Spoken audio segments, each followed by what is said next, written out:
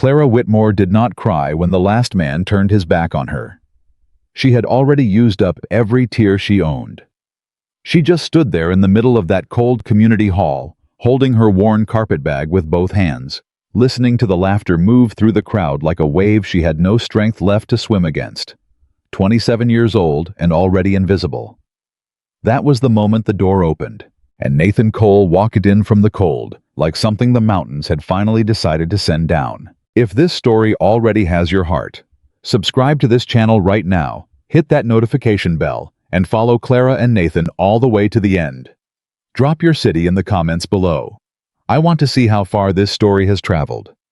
Now let's go back to Cedar Hollow, Colorado, and find out what one man's choice can do to a room full of people who forgot how to see. The winter of 1884 came down hard on Cedar Hollow, Colorado, the kind of cold that got into the walls of every building in town and stayed there like an unwanted guest who had nowhere else to go. Clara Whitmore felt it in her fingers before she even stepped through the door of the community hall. She felt it in the way the air changed the moment she walked inside, a shift she had learned to recognize over 27 years of living inside other people's low opinions of her. It was the particular chill that had nothing to do with weather. It was the chill of being looked at and immediately dismissed. She had dressed carefully that morning, the way a person does when they know the odds are stacked against them, but refused to surrender before the first shot is fired. Her brown dress was clean, pressed as flat as an iron could manage on fabric that had seen 4 winters already. Her dark hair was pinned back. Her boots were polished.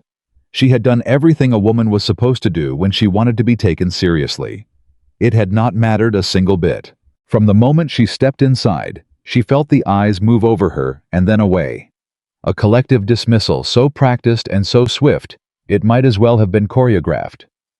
The women who had already been presented stood in a loose cluster near the back wall, some of them nervous, some of them hopeful, a few of them openly relieved that they had already survived the scrutiny and come out the other side with at least a little dignity intact. Clara stood apart from them, the way she had stood apart from most groups her entire life, not by choice, but by the invisible boundary that forms around a person the moment a crowd decides they do not quite fit. The community hall of Cedar Hollow could hold perhaps 100 people, and on this particular Saturday morning in November, it seemed every single one of those people had turned out for what the town's more charitable residents called a marriage introduction event, and what Clara had come to understand during the long wagon ride from the boarding house was something considerably closer to a livestock auction with better manners and worse honesty. The wealthy ranchers of the valley sat in the front rows, their boots polished, their jackets pressed, their expressions carrying the particular confidence of men who had never once in their lives been told that what they wanted was unavailable to them.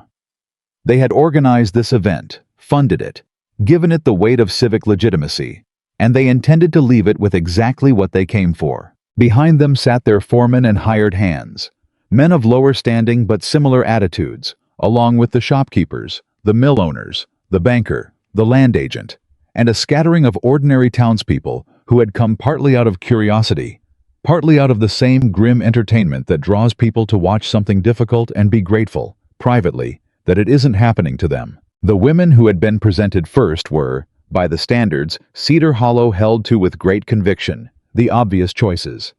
Young. Pretty by the valley's narrow definition. Skilled in the domestic arts that men around here believed constituted the whole of a woman's value. They had stepped forward one by one, answered questions about their cooking and their sewing and their willingness to relocate, and been evaluated with a thoroughness that Clara suspected most of these same men did not apply to their own character. Several had already been spoken for. The matches were noted by the town clerk in a ledger on the front table, the whole process conducted with the calm efficiency of commerce. Then it was Clara's turn. She walked to the center of the hall, the way she had walked through most hard things in her life, with her chin level and her hands steady, and her heart doing something considerably less composed behind her ribs. She was not the youngest woman present. She was not, by Cedar Hollow's accounting, the prettiest. Her dress, for all the care she had taken with it, could not hide the fact that it had been worn through 2 seasons already. There were calluses on her hands from years of work that no amount of careful glove-wearing could entirely conceal. She stood there for perhaps 30 seconds before the murmuring began. It started in the back of the room, the way these things always start. A whisper that is not quite quiet enough, passed between two people who do not particularly care whether the subject of their commentary can hear them. She's past her prime already. Nobody's going to choose her. She's got that look about her, you know the kind. Bad luck follows them everywhere. Clara kept her chin level. She had learned a long time ago that letting her chin drop was the one thing she could not afford, because the moment she did, they won. Whoever they happened to be in any given room on any given day of her life. A man in the second row, heavy-set, with a thick mustache and the air of someone accustomed to having his assessments treated as final judgments, looked her over the way he might look over a horse he had already decided not to buy, and then turned to say something to the man beside him that made them both laugh. She knew it was about her.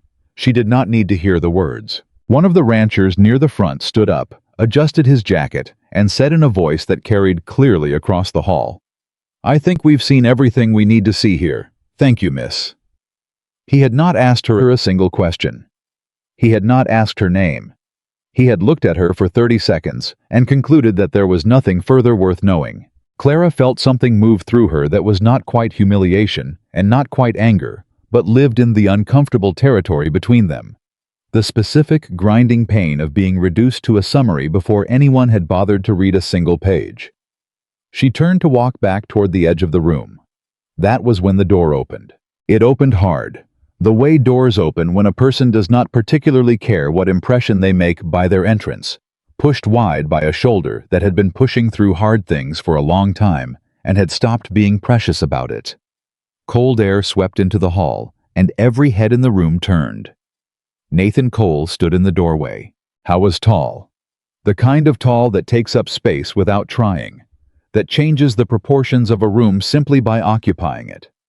His coat was heavy and trail-worn, dusted along the shoulders with the particular fine snow that had been blowing down from the mountain passes since dawn. His jaw carried several days of dark stubble, and his eyes, when they moved across the crowded hall, held the settled, unhurried quality of a man who had spent years reading terrain and weather and danger, and had learned to see what mattered without wasting time on what didn't. I was 36 years old. Clara did not know that yet. She would learn it later, the way she would learn most things about Nathan Cole. Not from anything he volunteered about himself, but from the small, accumulated evidence of who he was. The hall went quiet. Not the polite quiet of an audience waiting for something to begin, but the sudden, arrested quiet of people who have been caught doing something they might prefer not to be seen doing. Every man in that room knew Nathan Cole. Most of them owed him some degree of respect they had not entirely earned the right to withdraw. He had been a fixture of the high country outside Cedar Hollow for nearly a decade, a man who ran a cattle operation alone in the Rocky Mountain passes, where other men brought crews, who had never once in the memory of the valley asked anyone for a single thing he could not provide for himself, and whose opinion, when he offered it, had the weight of something paid for at considerable cost. He stood in the doorway for a moment, taking in the room with those steady eyes, and then he stepped inside and let the door close behind him.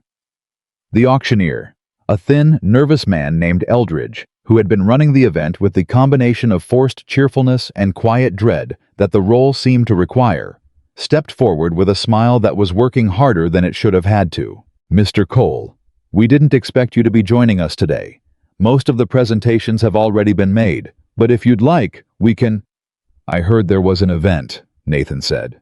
His voice was low, unhurried, the kind of voice that did not need volume to be heard across a room.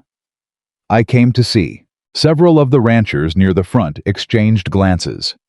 One of them, a broad-shouldered man with a silver watch chain visible against his vest, a man named William Prescott, who owned the largest spread in the valley and conducted himself accordingly, leaned back in his chair and watched Nathan with the expression of a person who has decided to be entertained. "You're late, Cole," Prescott said. "Best of the lot is already spoken for." "Is that right?" Nathan said. It was not quite a question. His eyes had moved past Prescott before the words were finished. They had moved past the cluster of women near the back wall, past the auctioneer, past the ledger on the front table. They had come to rest, with a deliberateness that was impossible to miss, on the woman standing alone at the edge of the room. On Clara. She felt it the way you feel a change in weather before it arrives.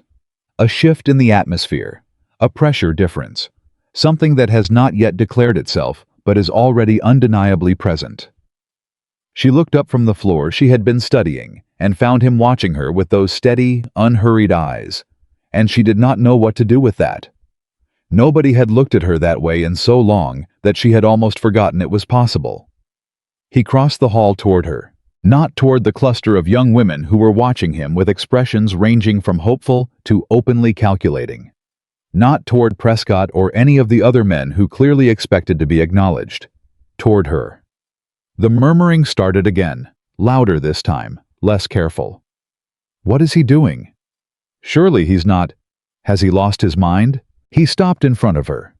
He was close enough that she could see the cold still on his coat, the fine lines at the corners of his eyes, the set of his jaw that suggested a man who had made a decision and was not interested in discussing it. "You were presented?" he asked. Clara looked at him. She kept waiting for the catch, the joke, the moment when this turned into something humiliating she would carry for the rest of her life. "I was," she said. "Nobody spoke for you. It was not a question." He said it the way he might note a fact about weather or terrain, a thing observed, not a judgment rendered. "No," she said. "Nobody did." He nodded, once, as if this confirmed something he had already suspected about the people in this room, rather than anything he suspected about her. Then he turned to face the hall.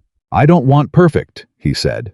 He said it clearly, in that low, carrying voice, so that every person in the building could hear him. "Give me the one nobody chose." The silence that fell was different from the one that had greeted his entrance. That silence had been surprise. This one was something closer to shock. The particular stunned quiet of people who have just heard someone say plainly, in front of witnesses, the thing that demolishes the story they have been telling themselves about how the world is ordered. Prescott let out a short laugh.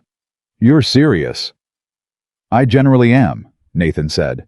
"That woman," Prescott said, and the way he said it, "that woman," carried a weight of contempt that Clara had been breathing in like bad air for most of her life. "Is nobody. She's got nothing.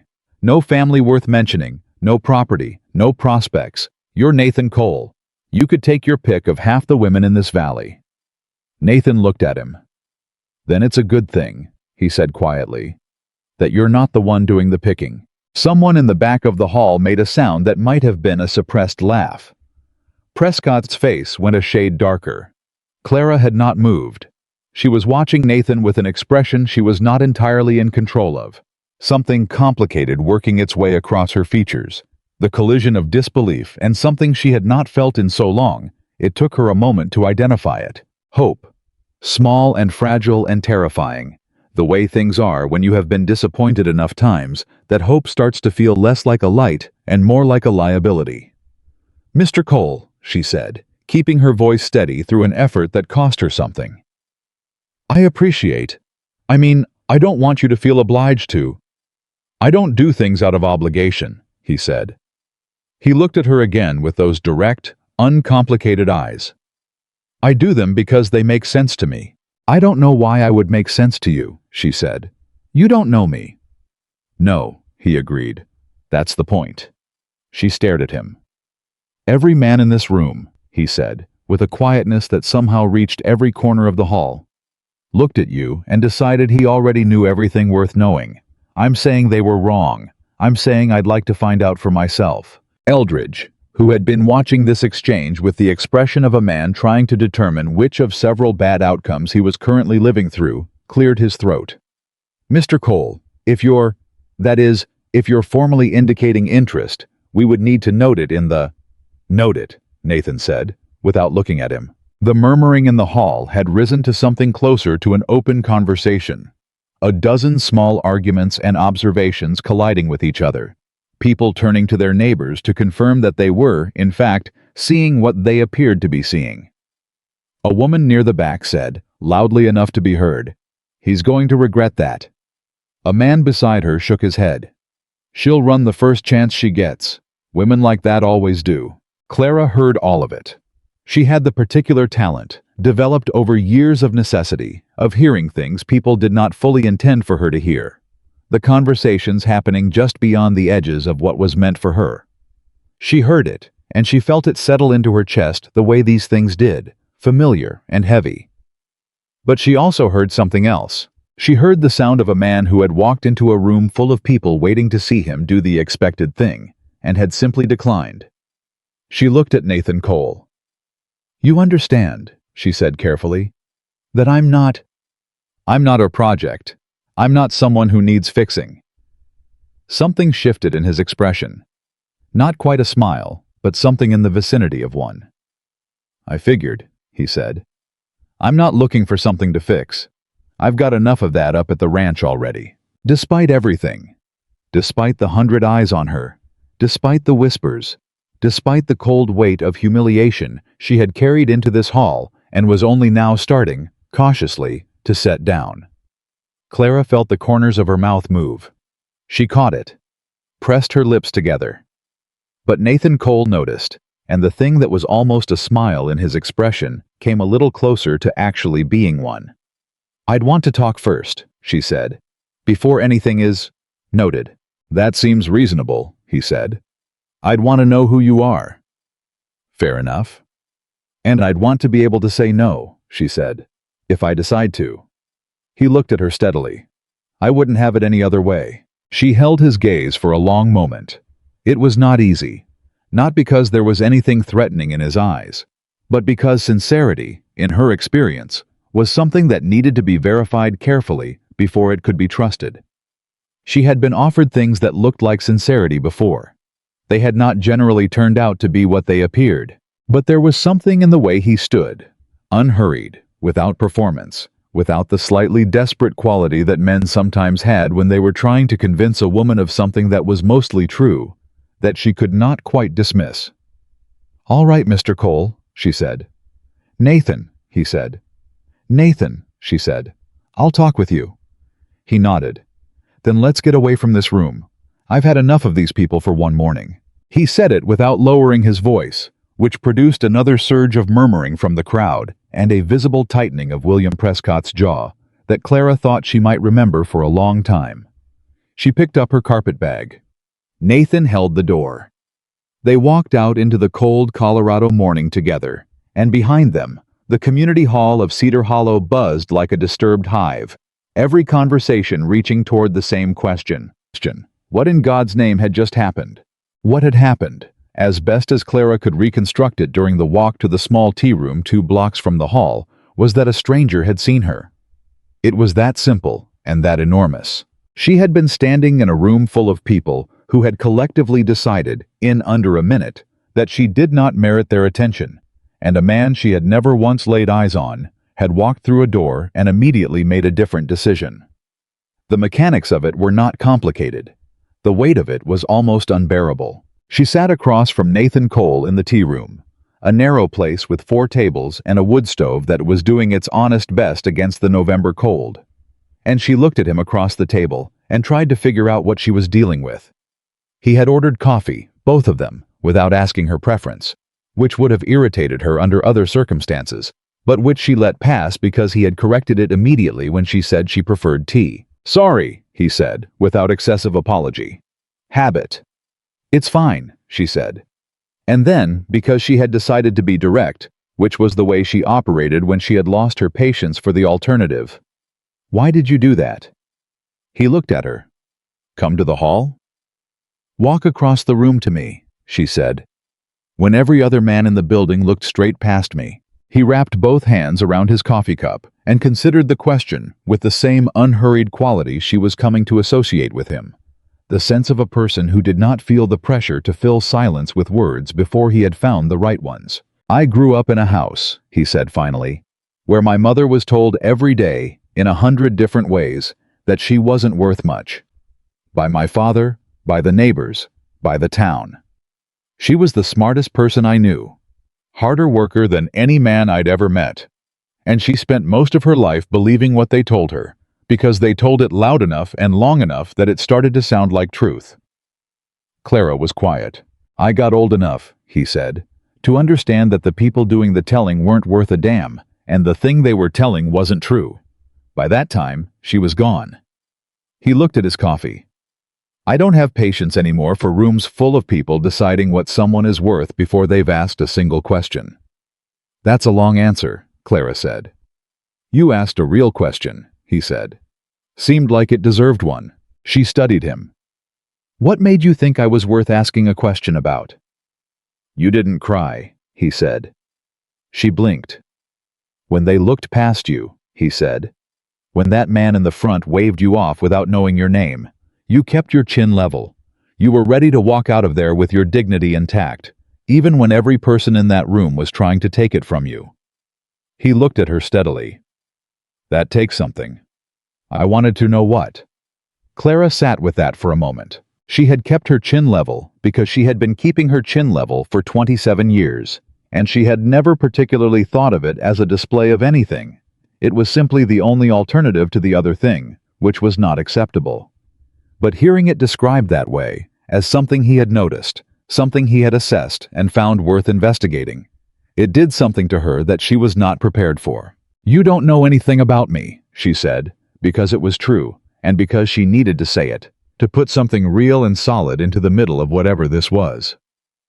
I know you've been through something that would have broken a lot of people, he said, and I know you're still standing.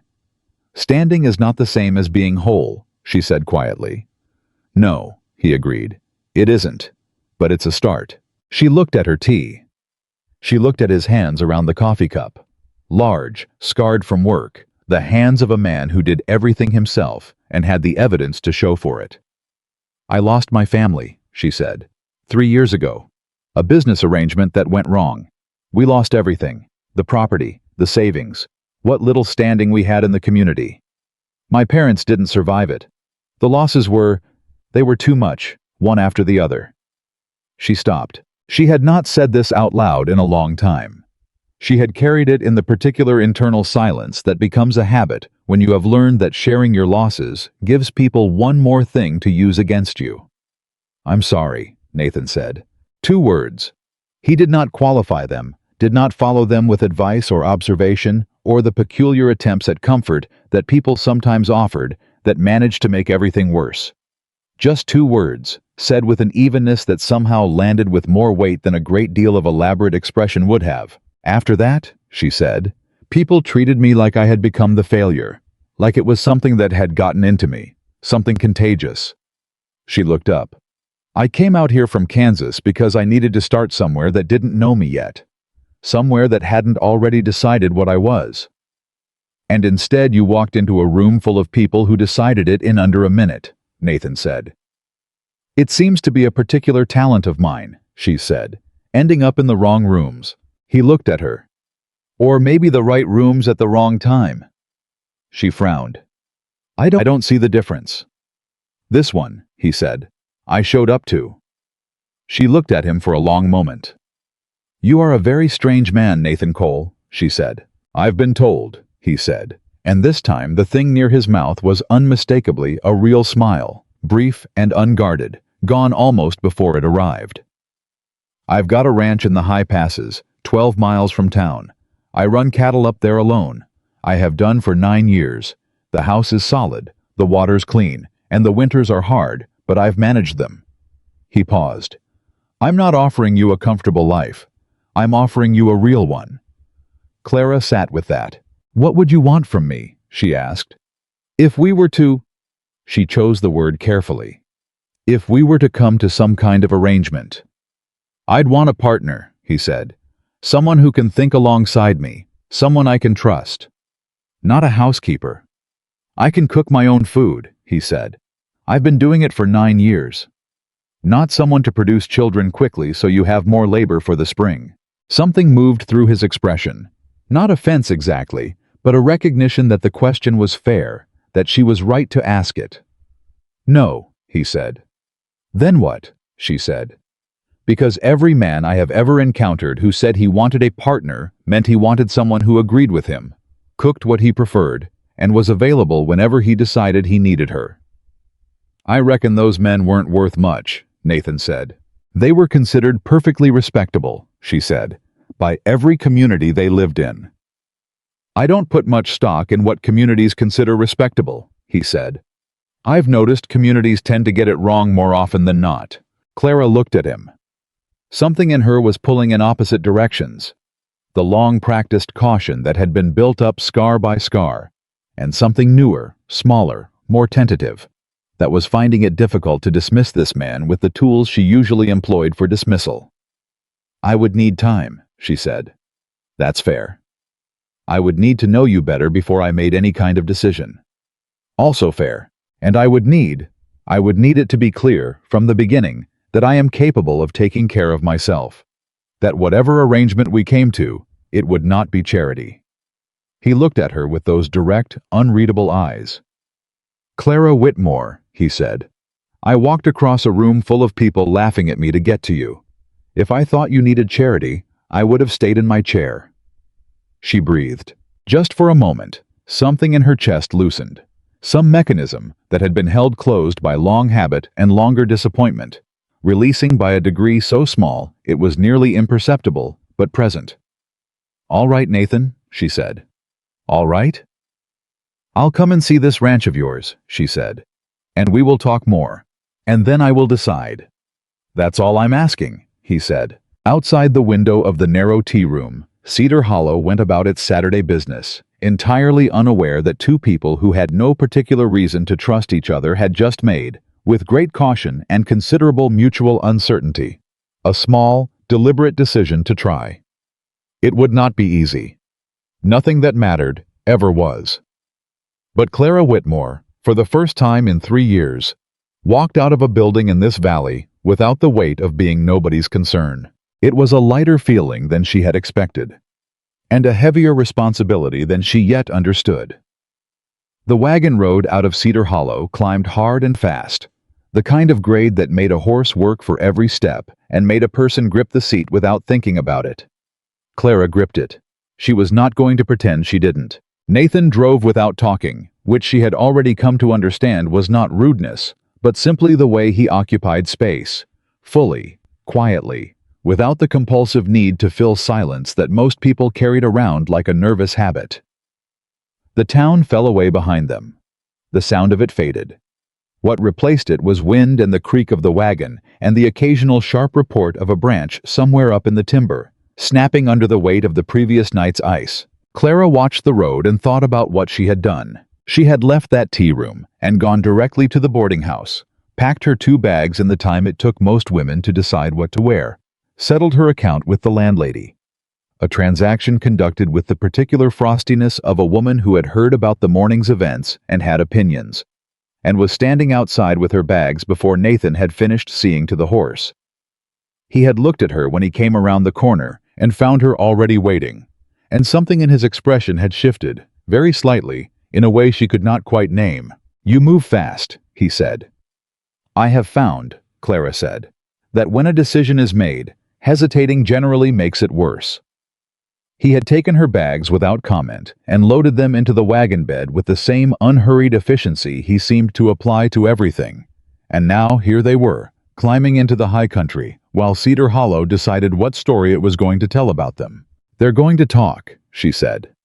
Not a complaint, just an acknowledgement of the reality they were both moving inside of. They were already talking, Nathan said. We didn't give them the talk, we just gave them a direction. Prescott is going to make it unpleasant. Nathan was quiet for a moment. Prescott makes everything unpleasant. It's the main thing he's good at. You know him well? Well enough, Nathan said. He owns the South Range and the 2 best water sources in the valley. He's been buying up smaller parcels for 5 years. Every time a family hits a hard season, Prescott's man shows up with a low offer and a shorter window than the law requires. He kept his eyes on the road. I've watched him do it. I've watched good people sign things they didn't fully understand because they were desperate and he was patient. Clara turned to look at him. Why hasn't anyone stopped him? Who's going to stop him? Nathan said. He knows the territorial land agent. He's got the banker's ear. The lawyer in town handles half his contracts. He glanced at her sidelong. Men like Prescott don't break the law. They use it. Something in Clara went very still.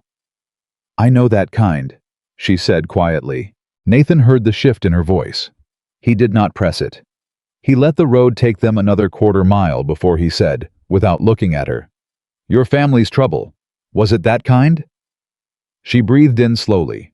The cold air tasted of pine and distance. "A man named Gerald Holt," she said.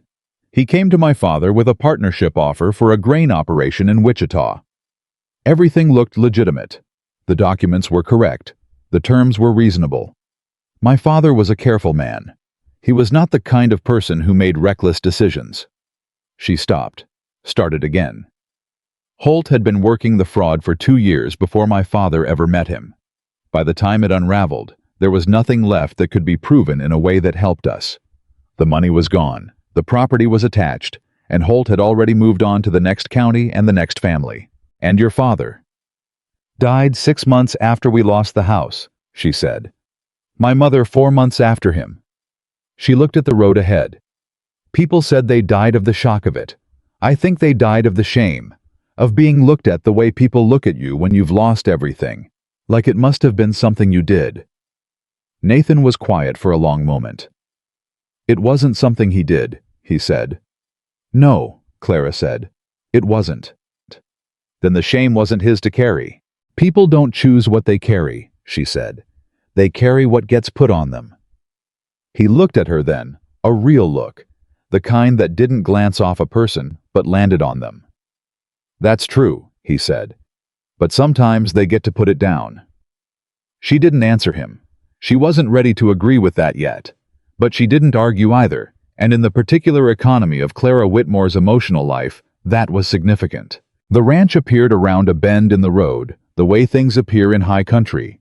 Suddenly, without preamble, as if the mountain had been keeping it to itself and only now decided to show you. It was not what she had expected, and she realized, registering the surprise, that she had been constructing expectations from the template of every difficult thing she had ever been offered as a gift. The house was solid. That was the word that presented itself and stayed. Solid, without being large, without being grand, without being anything it didn't need to be. The logs were old and well-fitted, the roof sound, the windows intact. The barn behind it was bigger than the house, because Nathan Cole was a man who understood which things needed the most protection.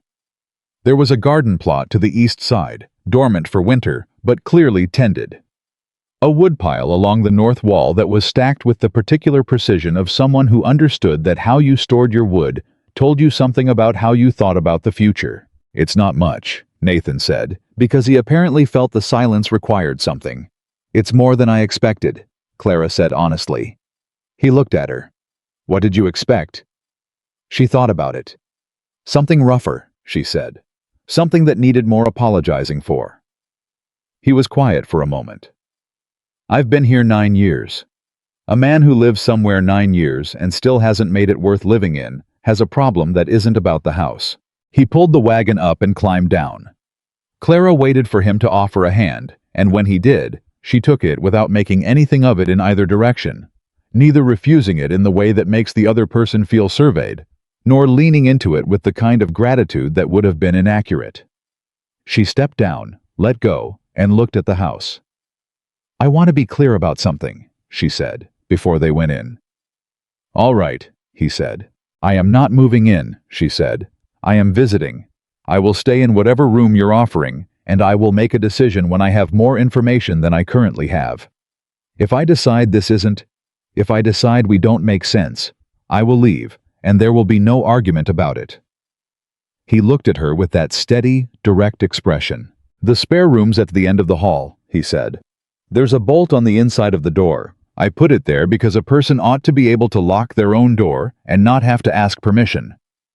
He picked up her bags from the wagon bed. "I'll put your things in there. Supper's at 6. I cook enough for 2, so you don't need to do anything you don't want to do." Clara stood there for a moment, recalibrating. "All right," she said. "All right," he said, and carried her bags inside. She stood outside for 1 more minute, alone in the cold air of the high country, with the wind coming down off the mountain, and the silence that was different from town silence, fuller somehow, less like absence and more like presence. And she breathed it in and told herself she was not making a mistake. She was not entirely sure she believed it, but she walked inside anyway. The next 3 days were the strangest of Clara Whitmore's life, and her life had contained some genuinely strange days. Nathan Cole was not what she had prepared herself for.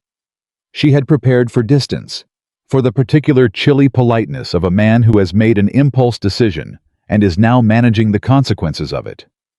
She had prepared for the version of consideration that was actually control dressed in softer clothes. She had prepared, in some private, almost unconscious corner of herself, for the moment when the other shoe came down. None of those things happened. What happened instead was that Nathan treated her presence in his house the way he seemed to treat most things, practically, directly, and without a great deal of drama. He cooked supper and asked if the salt was right. He pointed out where the extra blankets were kept without making her feel that she needed to ask.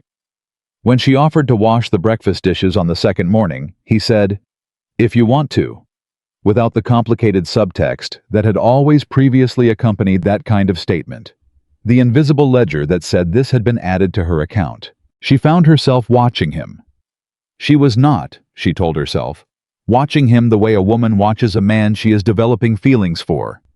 She was watching him the way you watch something unfamiliar when you haven't decided whether it's safe, carefully, from a slight distance, gathering data.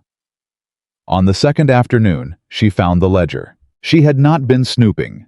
She had been looking for a pencil, because she'd decided to write a letter and couldn't find one in her bag.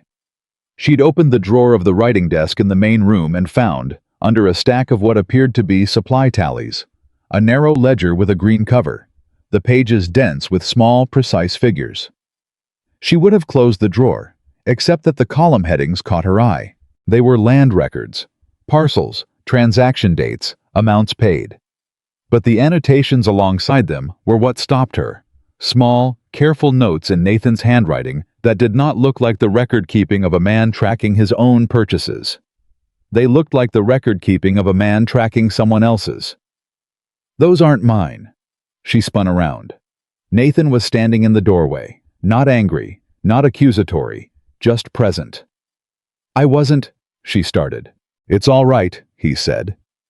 He came into the room and looked at the ledger in her hands without moving to take it.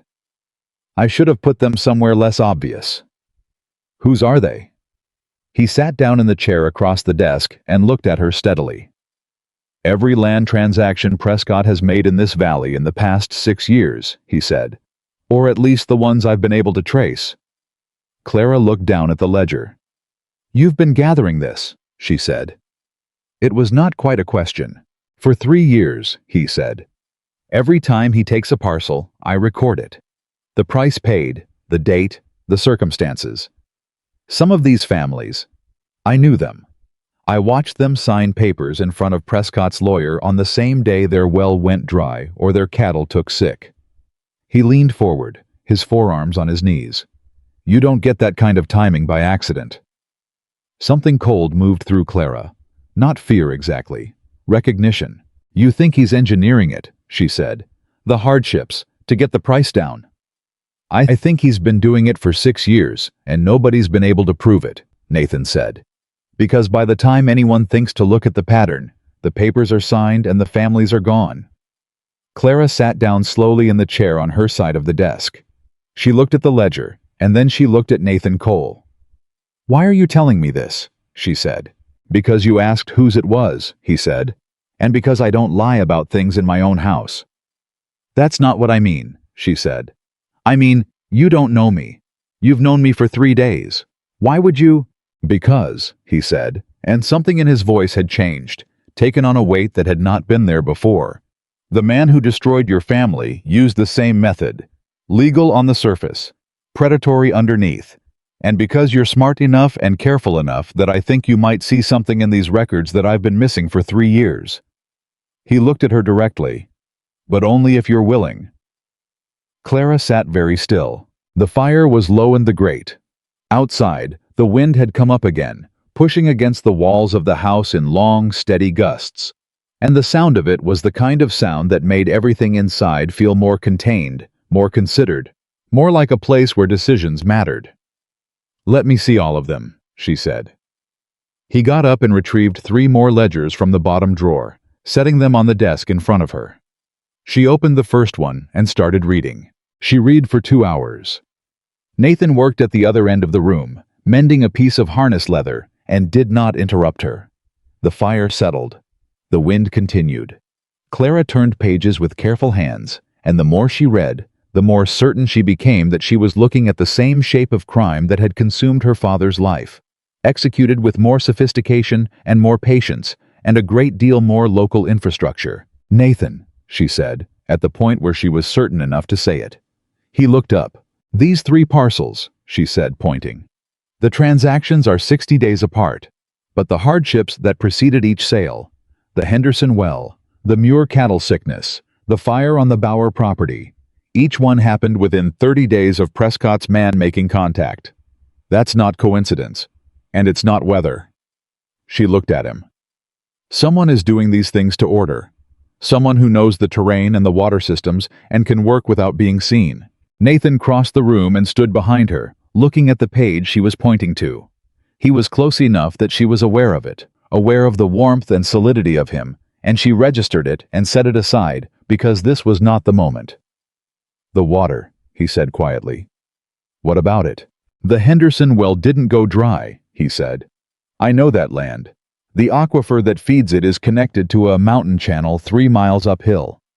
If someone blocked that channel during spring thaw and redirected it, the well would fail by midsummer, and you'd never know why if you didn't know what to look for." Clara looked up at him. "Can you prove the channel was redirected?" "I can ride up there in spring and show you the earthworks," he said. "If they're still there. If Prescott is careful, they won't be." "No," he said. "But there might be other evidence. The land reads, if you know how to read it." Clara turned back to the ledger. Her mind was moving fast, making connections with the practiced efficiency of a woman who had spent 3 years reconstructing the mechanism of her own family's destruction, turning it over and over in her mind, looking for the seam she had missed. "I need paper," she said. "And the land records from the territorial office, if you can get them. And any correspondence you have with these families." "I have some," he said. "Letters from the Hendersons, a few others." "Then we start there," she said. She looked up and found him watching her with an expression she hadn't seen on his face before. Not quite admiration, something more surprise than that. The expression of a man who had held out a hand expecting a handshake and gotten something considerably more. "You know what you're doing," he said. "My father," she said quietly, "was a methodical man. He taught me to keep records, to look at columns of numbers and find what doesn't fit." She looked back at the ledger. "He taught me well enough that I could see what Holt had done to us, afterward, when it was too late to matter. I spent a year reconstructing it. Every transaction, every discrepancy. A very clean, very thorough account of exactly how we were destroyed." She stopped. "I sent it to 3 different lawyers and a territorial judge. None of them took it up." "Because Holt was gone," Nathan said. "Because Holt was gone," she agreed. "And a case without a recoverable defendant is not a case anyone wants to carry." "Prescott isn't gone," Nathan said. She looked at him. "No," she said. "He isn't." Something passed between them. Not a promise, too early and too uncertain for that, but something in the family of one. An alignment. The recognition of 2 people who have been moving separately toward the same wall and have just discovered they are standing on the same side of it. Then the front door opened. It opened without a knock, which in Nathan Cole's experience meant one of 3 things, none of them social calls. He was across the room and at the door before Clara had fully registered the sound, and she watched him pull it open to reveal a boy of perhaps 14, red-faced from riding fast and breathing in the shallow, urgent way of someone carrying news that has been running them harder than they've been running it. Mr. Cole. The boy's name was Tommy Reeves, son of the family on the eastern edge of the valley. Clara did not know this yet. She would in a moment. "Pa sent me. Prescott's man was at our place this afternoon. Pa says he's never seen the offer come in that fast before. Something happened, Mr. Cole. Something changed." Nathan looked at the boy steadily. "Come inside, Tommy. Catch your breath." "Pa says the offer expires in 5 days," Tommy said, stepping inside and pulling off his hat. He said Prescott's man told him if he don't sign by Friday, the offer's gone and there won't be another one. He said. The boy stopped. He had just noticed Clara at the desk, the ledgers open in front of her. He looked at Nathan with a question in his eyes that he was too polite and too scared to ask out loud. "This is Clara Whitmore," Nathan said. "She's helping me with something." The boy looked at her. Clara looked back at him. "Tommy," she said, "does your father have a copy of the offer document?" The boy blinked. "Yes, ma'am. He sent it with me." He reached inside his coat and produced a folded paper, slightly crumpled from the ride, and held it out with the instinctive uncertainty of someone who is not sure they're handing it to the right person. Clara took it. She unfolded it on the desk and read it with the rapid, focused efficiency that Nathan was already learning to recognize as the way she operated when something mattered. "This clause," she said, almost to herself. She put her finger on the paper. "This clause here, right of first refusal on adjacent parcels. This is not standard language." She looked up at Nathan. "Does the Reeves property share a boundary with Prescott's South Range?" "Eastern edge," Nathan said. "Then what Prescott is buying isn't just the Reeves parcel," she said. "He's buying access to the creek that runs between them. And if he owns both sides of that creek..." She looked at the ledgers. She looked back at the offer document. Something clicked into place behind her eyes with an almost audible precision. Nathan, the Henderson Well, the Muir Cattle, the Bauer Fire. Were all 3 of those properties in the watershed above that creek? The silence in the room lasted exactly 4 seconds. "Yes," Nathan said. Tommy Reeves stood in the middle of the room holding his hat, looking between the two of them with the wide-eyed attention of a boy who understands that something significant is happening but cannot yet tell what it is. Clara folded the offer document carefully. "Your father cannot sign this," she said to Tommy, with a directness that she aimed carefully. Not frightening, not soft, exactly as heavy as the truth required. "Not in 5 days, not in 5 weeks. Can you take a message back to him tonight?" "Yes, ma'am." "Tell him Nathan Cole is coming to see him in the morning," she said. "And tell him that a 5-day deadline from William Prescott is not a courtesy. It's a pressure tactic. The offer will still exist on Saturday. Men like Prescott don't walk away from what they want just because the stated window closes." Tommy looked at Nathan. Nathan nodded. "She's right." The boy put his hat back on. He looked at Clara one more time, and in his expression, she recognized something she had not seen directed at her in a long time. Not pity, not the confused evaluation of someone trying to categorize her, but the simple, uncomplicated recognition of a person who has just identified where the help is coming from. "Yes, ma'am," he said. "I'll tell him." He went out into the dark. The door closed. The wind pushed against the house. Clara sat back down at the desk and pulled the ledger toward her. "In the morning," she said, without looking up. "I'm coming with you to the Reeves farm." Nathan stood where he was for a moment. "Clara," he said. She looked up. "You came here 3 days ago," he said, "to decide whether to stay." "I know," she said. "This is what we're doing here, if we pursue it. This isn't just difficult. Prescott has real power in this valley. He has connections to people who can make trouble that doesn't go away quietly." "I know that too," she said. "I'm not trying to talk you out of it," he said carefully. "I'm trying to make sure you know what you're walking into." She looked at him steadily. "Nathan," she said, "a man like Gerald Holt destroyed my family with paperwork and patience and the absolute confidence that nobody was watching him carefully enough to stop him." She held his gaze. "I have been watching William Prescott's paperwork for approximately 2 hours, and I have already found 3 things that don't fit. I am not walking away from that." He looked at her. In the firelight, with the ledgers spread open in front of her, and 3 years of her own history compressed into the set of her jaw, Clara Whitmore looked like the most dangerous kind of person. Not the kind with power or connections or money, but the kind with nothing left to lose, and enough intelligence to know exactly where to put it. "All right," Nathan said quietly. All right, she said, and turned back to the page. Outside, Tommy Reeves rode hard toward home through the dark, carrying a message that would hold his father's farm one more week. Inside, a woman who had been invisible for 3 years bent over a ledger and began, with careful, practiced precision, to make herself impossible to ignore. And in the front room of a ranch house 12 miles above Cedar Hollow, something that had started as a stranger's choice in a crowded hall was becoming, with every page she turned, something neither of them had exactly planned. Something real.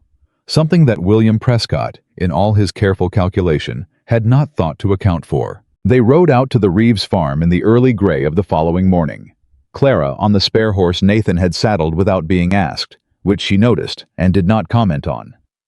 The cold was the kind that got into your teeth if you breathed too fast, and she breathed carefully, steadily, the way she did most things now, with the conscious economy of a woman who had learned that wasted energy was something she could not afford. Robert Reeves was waiting for them on the porch. He was a lean, sun-weathered man in his late 40s with the particular posture of someone who has been carrying a weight long enough that they've stopped noticing it's not supposed to be there. He shook Nathan's hand with both of his and looked at Clara with a wariness that she recognized immediately. Not hostility, but the careful, provisional assessment of a man who had been burned before and was not in a hurry to be burned again. "Mr. Cole said you might have something to say about the offer," he said to her carefully. "I do," Clara said. "Is there somewhere we can sit down and look at it together?" He took them inside.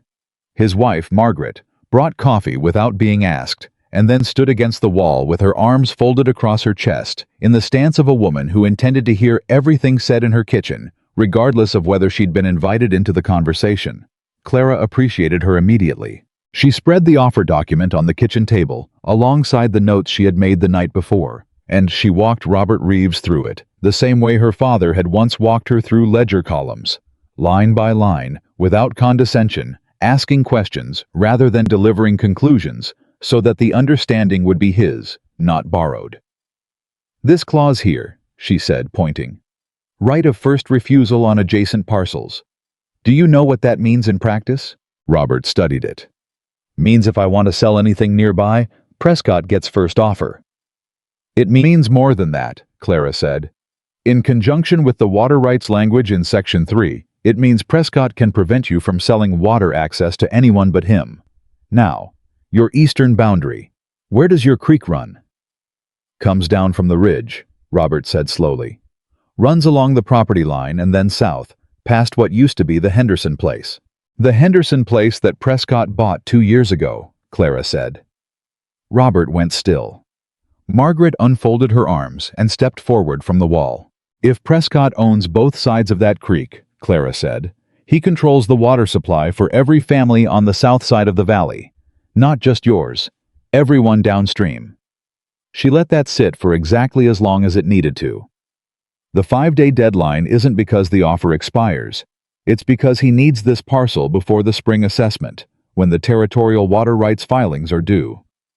If he doesn't have your signature before that date, he can't consolidate the water claim in time. Robert Reeves looked at Nathan. Nathan looked back at him without expression, which in Nathan's vocabulary meant, "She's right, and we both know it." "Lord," Robert said quietly, "the offer won't disappear on Friday," Clara said. "He will make the deadline sound absolute because he needs you to feel that your only choice is to decide fast. But I can show you 4 other transactions in this valley where he used the same language and the same window, and in 3 of them, the family asked for an extension and received one, because Prescott needed the land badly enough to wait." Margaret said, without preamble, "How do you know all this?" Clara looked at her directly. "Because a man like Prescott destroyed my family in Kansas 3 years ago," she said. "Different name, same method. I spent a year afterward learning exactly how it was done, so I would never be unable to recognize it again." She paused. "I recognize it." The kitchen was quiet. Robert put his hand on the offer document and pushed it, slowly, to the side. It was a small gesture, and it was also, Clara understood, enormous. "What do we do?" he said. "You don't sign anything," Clara said. You send word to Prescott's man that you need more time to review the terms with a legal representative. That's your right under territorial law. 72 hours to seek counsel on any property transfer. He will know you're stalling. That's fine. What we need those 72 hours for is to get to the Territorial Land Office in Durango and pull the original water rights filings for this section of the valley. That's a full day's ride, Nathan said. Then we leave this afternoon, Clara said. Robert and Margaret Reeves looked at each other in the way that long-married people do. A full conversation conducted in approximately 1 second through channels invisible to everyone else in the room. We can't pay you, Robert said, turning back to Clara. I want to be straight about that. I'm not asking to be paid, Clara said. Then why are you doing this? She looked at him steadily. Because the man who did this to my family is still doing it somewhere. Gerald Holt is gone. But William Prescott is right here, and I can see his work, and I am not going to look at it and walk away. She picked up her notes. Send word to Prescott's man today. They were back on the road within the hour, turned south toward Durango, riding faster than the cold strictly recommended. Nathan rode beside her and did not speak for a long stretch of trail, and Clara had come to understand that his silences were not absences. They were processing, the same thing she did internally, but that he seemed to do somewhere just behind his eyes, visible if you knew what to look for. You didn't tell me you were planning to go to Durango, he said finally. I didn't know until I saw the filing deadline in the document, she said. It was the only move that made sense. Clara. He said her name the way he said most things, without excess, but with weight. You've been here 4 days. I'm aware. I don't want you to feel like you have to. Nathan. She said his name back at him with the same quality. I am not doing this because I feel obligated to you. I am doing this because it is the right thing to do, and I am capable of doing it. Those are the only 2 reasons I need. He was quiet again. Then, all right. All right, she said. They rode. The land office in Durango was a narrow building wedged between a hardware store and a surveyor's office, staffed by a man named Aldous Perry, who appeared to be approximately the age of the territory itself and operated at a speed that matched. He looked at Clara's request for the water rights filings with the particular slowness of a bureaucrat who has never once in his career felt urgency about anything. These filings are public record, Clara said, with careful precision. We have a legal right to inspect them today. Miss, I'm aware of the law. Mr. Perry, she said, in the tone she had developed in Kansas when dealing with men who were using process as obstruction. A family is going to lose their property in 72 hours if we don't have these documents. I am asking you to pull 3 filing dates from a shelf. I am not asking you to rewrite the territorial code. Nathan, standing slightly behind her, said nothing. Clara had already determined that her cases went better when Nathan said nothing and let the particular quality of his presence do the work, a function he seemed to understand without being told. Aldous Perry looked at Nathan. Nathan looked back at him. The filings appeared within 8 minutes. Clara worked at the narrow counter for 2 hours, copying the relevant sections by hand in the small, precise script she had used for records since she was 12 years old, with the particular focus of a person who has learned to become immune to discomfort when something important requires it. Her hand did not shake. Her attention did not waver. Nathan stood beside her for the first hour, and then took a chair across the room, which she noted was his understanding that she did not need supervision, only presence. She found it on the 47th page. Nathan, she said. He was beside her before the second syllable. She pointed to the entry without speaking. He read it. She watched his face. That's Prescott's signature, he said. His voice was very flat and very level, the voice of a man who has just had a suspicion confirmed and is processing the implications. As a witness, Clara said, to the original filing, in 1879, before he owned any adjacent land. She looked at the date. She looked at the filing number. She looked at the cross-reference in the margin. He was present at the original water rights filing for this entire watershed. He knew then, before he bought a single parcel, exactly which land he needed to control the water supply for the whole southern valley. She straightened up. This wasn't opportunism. This was a 20-year plan. The silence in the narrow room held for 3 full seconds. He's been building toward this since before half those families arrived in the valley, Nathan said. Since before some of them were born, Clara said. She copied the entry with particular care, her handwriting steady and exact.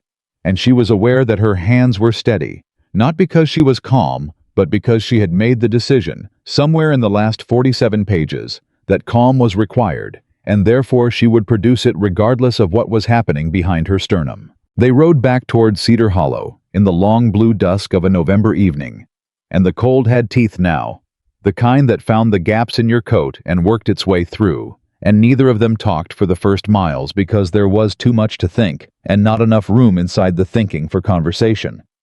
It was Nathan who broke the silence. "You know what this means," he said. "If we take this to the territorial judge, it means Prescott will know within a day," she said. "He has people everywhere. The land office, the courthouse, probably half the post office. He'll move to undercut it before it can be heard. Yes. He'll go after you." She looked at the trail ahead. "He'll try. Clara." There was something different in his voice. Not the warning tone of a man trying to manage a situation, but the lower, more personal register of someone saying something that matters to them. "I brought you into this. I showed you the ledgers. If something happens to you because of—" "Stop," she said. He stopped. "You didn't bring me into anything," she said. "I walked in. I opened the ledger. I went to the Reeves farm. I asked for the Durango filings. At every point I made my own decision." She looked at him. "I need you to understand that. Not for my pride, for accuracy." He held her gaze in the failing light. "Understood," he said. "Good." They rode on. And then, because she had decided somewhere on the road to Durango that there were things she could no longer justify keeping entirely to herself when they had direct bearing on what she was doing. "I'm scared," she said. "I want you to know that, because I think you should. I am doing this anyway, but I am scared." Nathan was quiet for a moment. "So am I," he said. She looked at him. "I've been scared since I showed you those ledgers," he said, "because I've been carrying them alone for 3 years and nothing moved, and then in 4 days you've moved it further than I did in 36 months. And now there are people who are going to need this to work out, and I don't know yet if it will." She looked at the trail. She looked back at him. "It has to work out," she said. "That's not how things always go." "I know," she said. "It has to anyway." He almost smiled. "That's a strange kind of logic." "It's the only kind I have left," she said, and she meant it lightly, but it landed with a small, true weight between them, and he heard it, and did not try to lift it from her. They were a mile from Cedar Hollow when the rider came at them out of the dark. He came fast and pulled his horse up hard in front of them, and Nathan had his hand at his coat before the rider spoke. A reflex Clara filed away without comment, another thing she would understand better later. The rider was a young man she didn't recognize, breathing hard, with the look of someone who had been riding since before the sun went down. Mr. Cole. He was talking to Nathan, but looking at Clara with an expression of open relief, as if she were the specific thing he had been sent to find. "I've been looking for you since noon. It's Tom Reeves. Prescott's man came back." He didn't wait for the reply.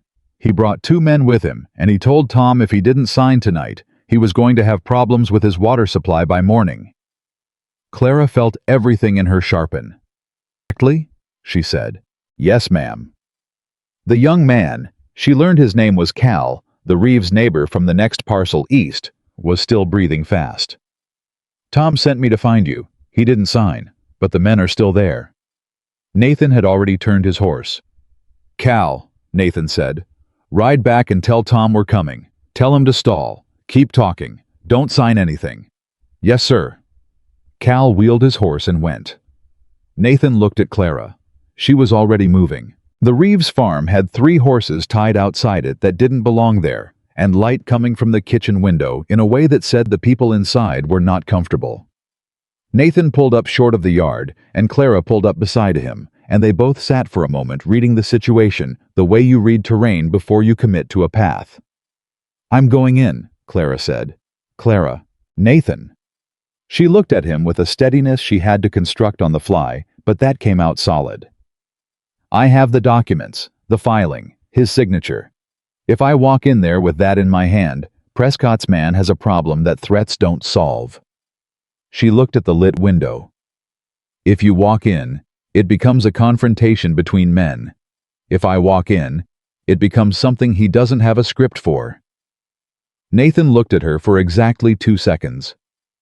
I'll be right behind you, he said. I know, she said, and she meant it in the full sense. Not just the physical fact of it, but everything the sentence carried. She climbed down, straightened her coat, and walked to the front door of the Reeves farm with the copy of the Durango filing folded in her inside pocket, and 27 years of being underestimated walking in front of her like a shield. She did not knock. She opened the door. The kitchen held Robert and Margaret Reeves against the far wall and 3 men at the table. Prescott's chief land agent, a man named Dillon, who had the professional ease of someone accustomed to these conversations going the way he planned them, and 2 hired men on either side, who were there for the weight they added to a room and nothing more complicated than that. Dillon looked up when she walked in. He looked at her the way men like him always looked at women who walked into rooms uninvited, with the flat, instant dismissal of someone who has pre-categorized her and already moved on. Ma'am, this is a private business discussion. Mr. Dillon, Clara said. She crossed to the table, which she did not ask permission to do. She pulled the folded document from her coat and set it on the table in front of him. Before Mr. Reeves signs anything tonight, I need you to look at this. Dillon looked at the document with the contemptuous caution of a man handling something he expects to be worthless. He read the first paragraph. He read the second. She watched the shift in his face. The moment when what he was reading overrode the decision he had already made about her, when the information became more important than the category she'd been filed in. Where did you get this? He said. The Territorial Land Office in Durango, she said. It's a public filing, Mr. Dillon. Anyone with the time and inclination to make the ride can see it. She looked at him steadily. What it shows is that William Prescott was present as a witness at the original water rights filing for this watershed in 1879, before he purchased any adjacent land. Which means he has been systematically acquiring parcels to consolidate water control for 20 years, with full knowledge of the legal framework he was building toward. She paused. That is not opportunistic land purchasing. That is a coordinated scheme to deprive settlers of their water rights, and it is not legal. Dillon said nothing. The 2 hired men looked at each other with the blank uncertainty of people who had been expecting a different kind of evening. Robert Reeves, against the wall, had gone completely still. Margaret had her hand over her mouth. Mr. Reeves is not signing anything tonight, Clara said. And when the territorial judge sees this document alongside the transaction records from the past 6 years, Mr. Prescott is going to have a significantly more complicated situation on his hands than an unsigned land transfer. She picked up the document, folded it, and put it back in her coat. I would suggest you go back to Mr. Prescott and tell him that. Dillon stood up. He was a tall man, and he used the height deliberately, which she had expected. You don't know what you're getting into, he said. Mr. Dillon, she said, I have been underestimated by better men than you, and by considerably worse ones. The result is always the same. She looked at him without blinking. I would like you and your associates to leave this family's home now. The door behind her opened. Nathan stepped in. He did not say anything. He did not need to. He simply stood in the doorway with his hands at his sides and his eyes on Dillon, and the particular quality of Nathan Cole occupying a space, the total, unhurried, immovable certainty of it, did the rest. Dillon looked at him. He looked at Clara. He looked at the pocket where she had replaced the document. This isn't finished, he said. No, Clara agreed. It isn't. I took his hat from the table and walked out. The 2 hired men followed without a word. The door closed. The sound of the horses leaving the yard faded. Margaret Reeves made a sound that was not quite a word and sat down hard in the nearest chair. Robert put his hand on the table and gripped it. Nathan looked at Clara. She looked back at him. You all right? he said. She took a breath. The steadiness she had constructed was still holding, but she could feel the edges of it now, the slight tremble underneath. Yes, she said. And then, because she had decided that honesty was the currency she was going to operate in from now on. Ask me again in 10 minutes. He almost smiled. It was the closest thing to a full smile she had yet seen from him, and it did something entirely unreasonable to her composure. Robert looked at her with an expression she had last seen on her father's face, the day he told her she had the kind of mind that did not come along often, and she should never let anyone make her feel otherwise. Miss Whitmore, he said. Clara, she said. Clara. He looked at the table where the offer document had been sitting. How did you... In 4 days, how did you... I've been preparing for this for 3 years, she said quietly. I just didn't know where to use it yet. Margaret reached across the table and covered Clara's hand with both of hers and held it, and Clara, who had not been held in any sense of the word for a very long time, sat very still and allowed it. Outside, somewhere in the dark between the Reeves farm and Cedar Hollow, Prescott's man was riding back to report what had happened.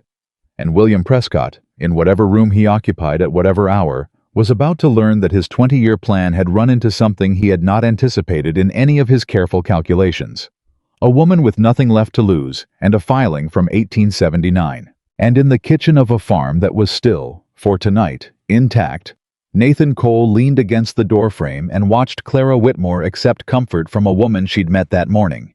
And he understood, with the particular clarity of a man who has spent 9 years learning to read what is real and what isn't, that whatever he had thought he was doing when he walked across that community hall toward the woman nobody chose, it had become something else, something he did not have a word for yet, but something he intended to. Dylan's horses were not yet cold when word began to move through Cedar Hollow, the way word always moved through small towns, faster than it had any right to, carried on the particular current that runs between people who have a shared investment in knowing what is happening before it happens to them. By the following morning, 3 different versions of the story were circulating. In one, Clara Whitmore had produced a government document that proved Prescott had been breaking territorial law for 20 years. In another, Nathan Cole had thrown Prescott's men off the Reeves property by force. In the third, which was the most dramatic and least accurate, there had been guns. There had not been guns. But Clara understood, reading the versions as they filtered back to her through Margaret Reeves over breakfast, that the truth did not need to be embellished. The truth was already sufficient. The truth was, in fact, considerably more dangerous than any of the stories, because the stories could be dismissed as rumor, and the document in her coat pocket could not. She was still at the Reeves farm. Nathan had stayed the night in the barn. His idea, stated plainly, because somebody needed to be between the house and the road, and he was the logical candidate. Robert had started to argue, and Nathan had looked at him with an expression that ended arguments, and Robert had let it go. Clara had slept in the spare room, and had not slept much. She had lain on her back in the dark, and gone through the filing again from memory, checking her conclusions the way she checked everything, slowly, from multiple angles, looking for the place where she might have gotten it wrong. She did not find one. That should have been reassuring. Instead, it sat in her chest like weight, because the cleaner the evidence was, the more clearly she could see what Prescott stood to lose by it coming to light, and that was a very large number. Men with very large numbers at stake did not go quietly. She was up before dawn and had Robert's copy of the offer document spread on the kitchen table, alongside her notes, when Nathan came in from the barn, and he looked at her and at the evidence of a night spent working rather than sleeping, and did not say anything about it except to put a cup of coffee in front of her. "How bad is it going to be?" Robert said, from across the table. Clara looked at him. "Honest answer or comfortable one?" "Honest," Margaret said from the stove, without turning around. "It depends on how fast we can get this to a territorial judge," Clara said. "The filing is public record. The pattern of transactions is documentable. The witness signature puts Prescott at the scene of the original water rights claim 20 years before he started buying. That's not circumstantial. That's a documented connection between his knowledge and his actions." She paused. "But Prescott knows the land agent. He may have relationships at the courthouse. If he gets ahead of this, if he has the chance to make the filing look like a clerical anomaly or discredit the source, it becomes his word against paperwork, and men like Prescott are very good at making paperwork mean whatever they need it to mean. The kitchen was quiet. "Then we move today," Nathan said. "We move today," Clara agreed. Robert looked at his wife. That 1-second conversation again. Then he looked back at them. The Henderson family is still in the county. Lost their parcel 2 years ago, but never left. They're renting a place on the north edge of town. If Prescott redirected their water, they'd know. They lived it. Clara sat up straighter. Would they testify to that? "Henry Henderson," Robert said, "has been waiting 2 years for someone to give him a reason. His wife almost didn't survive that summer. The water failed in July. You think he's going to stay quiet if somebody's finally listening?" Clara looked at Nathan. Nathan looked at Robert. "Can you get word to Henry today?" "I can ride to him myself," Robert said, and he was already pushing back from the table. Margaret turned from the stove and pointed a wooden spoon at her husband. "You eat first. Nobody fights anything on an empty stomach." She looked at Clara. "You too." Clara ate. She had learned, over the past several days, that Margaret Reeves's instructions were not suggestions. They split the work the way Clara and Nathan had started to divide things without discussing it. By instinct, by the particular complementary shape of what each of them knew. Nathan rode into Cedar Hollow to send a wire to the territorial courthouse in Durango, requesting an emergency appointment with the circuit judge, who came through the county on a rotating schedule and was, according to Nathan's terse assessment, either a good man or someone who played one well enough to be useful. Clara stayed with the documents and began composing the formal summary of the evidence, organized, cross-referenced, written in the clean declarative language she had taught herself in Kansas during that year of Reconstruction, when she had nothing but time and anger and the need to understand exactly what had been done to her family. She was 3 pages in when she heard the horse. It came into the yard fast, the way Cal had ridden the night before, and she was at the door before it stopped. But this rider was not Cal, and he was not someone she recognized. He was a man in his 30s with Prescott's brand on his saddlebag, and an expression that told her he had been sent to deliver a message, and was not entirely comfortable with what the message was. "Miss Whitmore?" he said. "Yes," she said. He held out a folded note. She took it, looked at him, and waited. He did not leave. She opened the note. It was 4 lines, handwritten in the careful, considered script of a man who had composed difficult communications before and knew how to make them land without leaving himself exposed. "Miss Whitmore, I believe we may have gotten off on the wrong foot. I would like the opportunity to speak with you directly, as reasonable people, before this situation becomes something neither of us can control. I am able to offer terms that would be considerably more advantageous to the families in question than what the current course of action is likely to produce. I would ask you to consider this before proceeding. W. Prescott." Clara read it twice. Then she folded it carefully along its original lines and held it at her side. "Tell Mr. Prescott," she said to the writer, "that I have considered it." The writer waited. "That's the whole message," she said. He looked at her for a moment, recalibrating. Then he nodded, turned his horse, and left. She went back inside and put the note on the table beside her evidence summary and looked at them both. Then she picked up her pen and continued writing. Robert came back from the Henderson place at mid-morning, and he brought Henry Henderson with him. Henry Henderson was a man who had been ground down by something specific and had not recovered the ground yet. He was not old, maybe 52, but he moved like a man 10 years older, with the particular economy of someone whose energy was rationed against a deficit that hadn't been settled.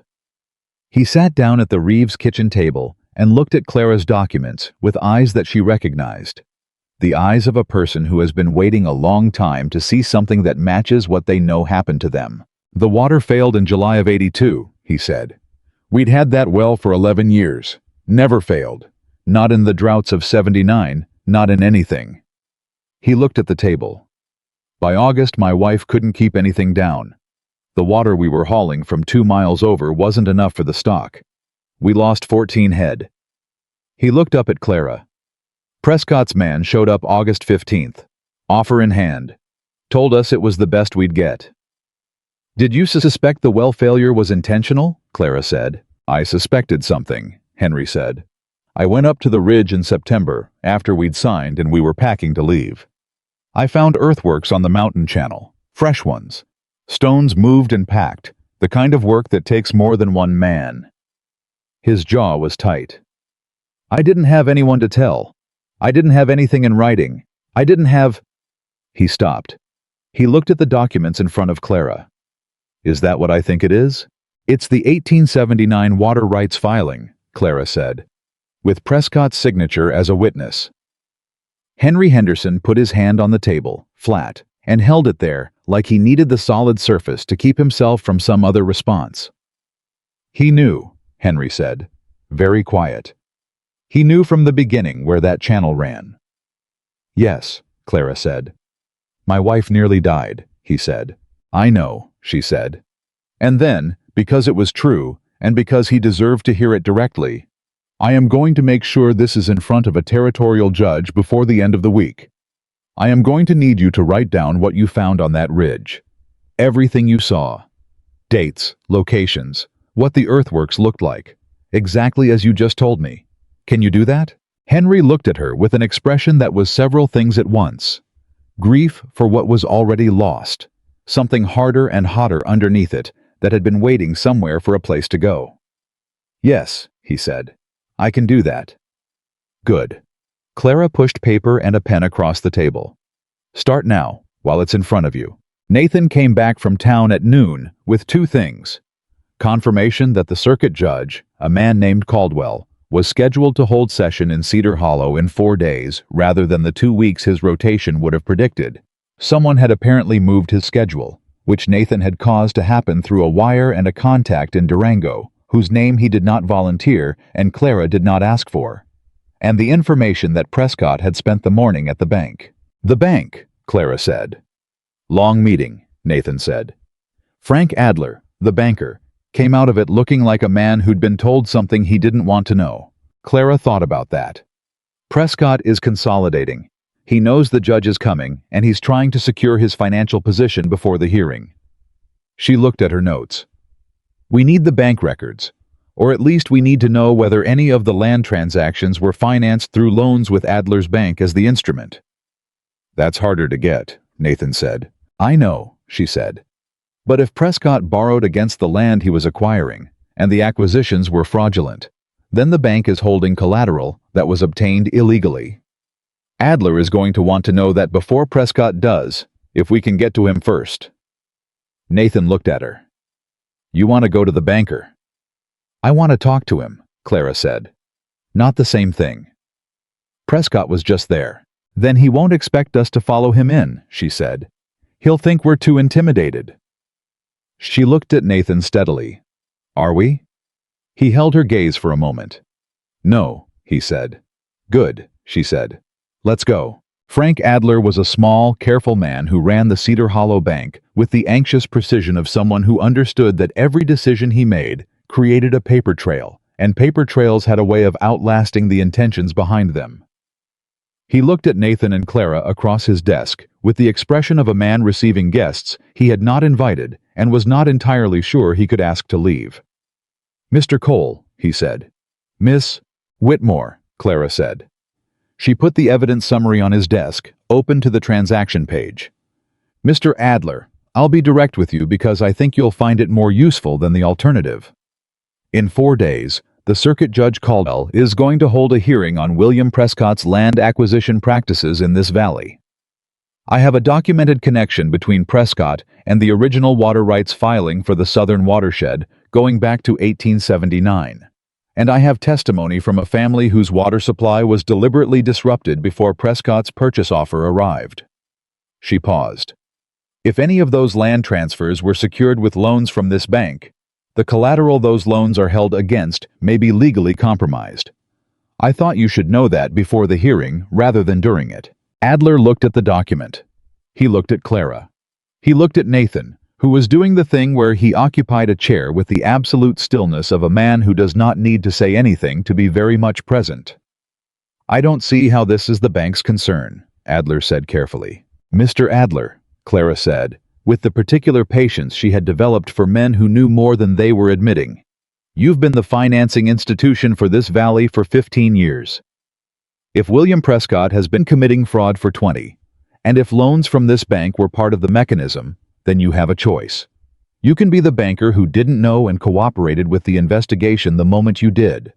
Or you can be the banker who was still protecting the arrangement when the judge started asking questions. She folded her hands on the desk.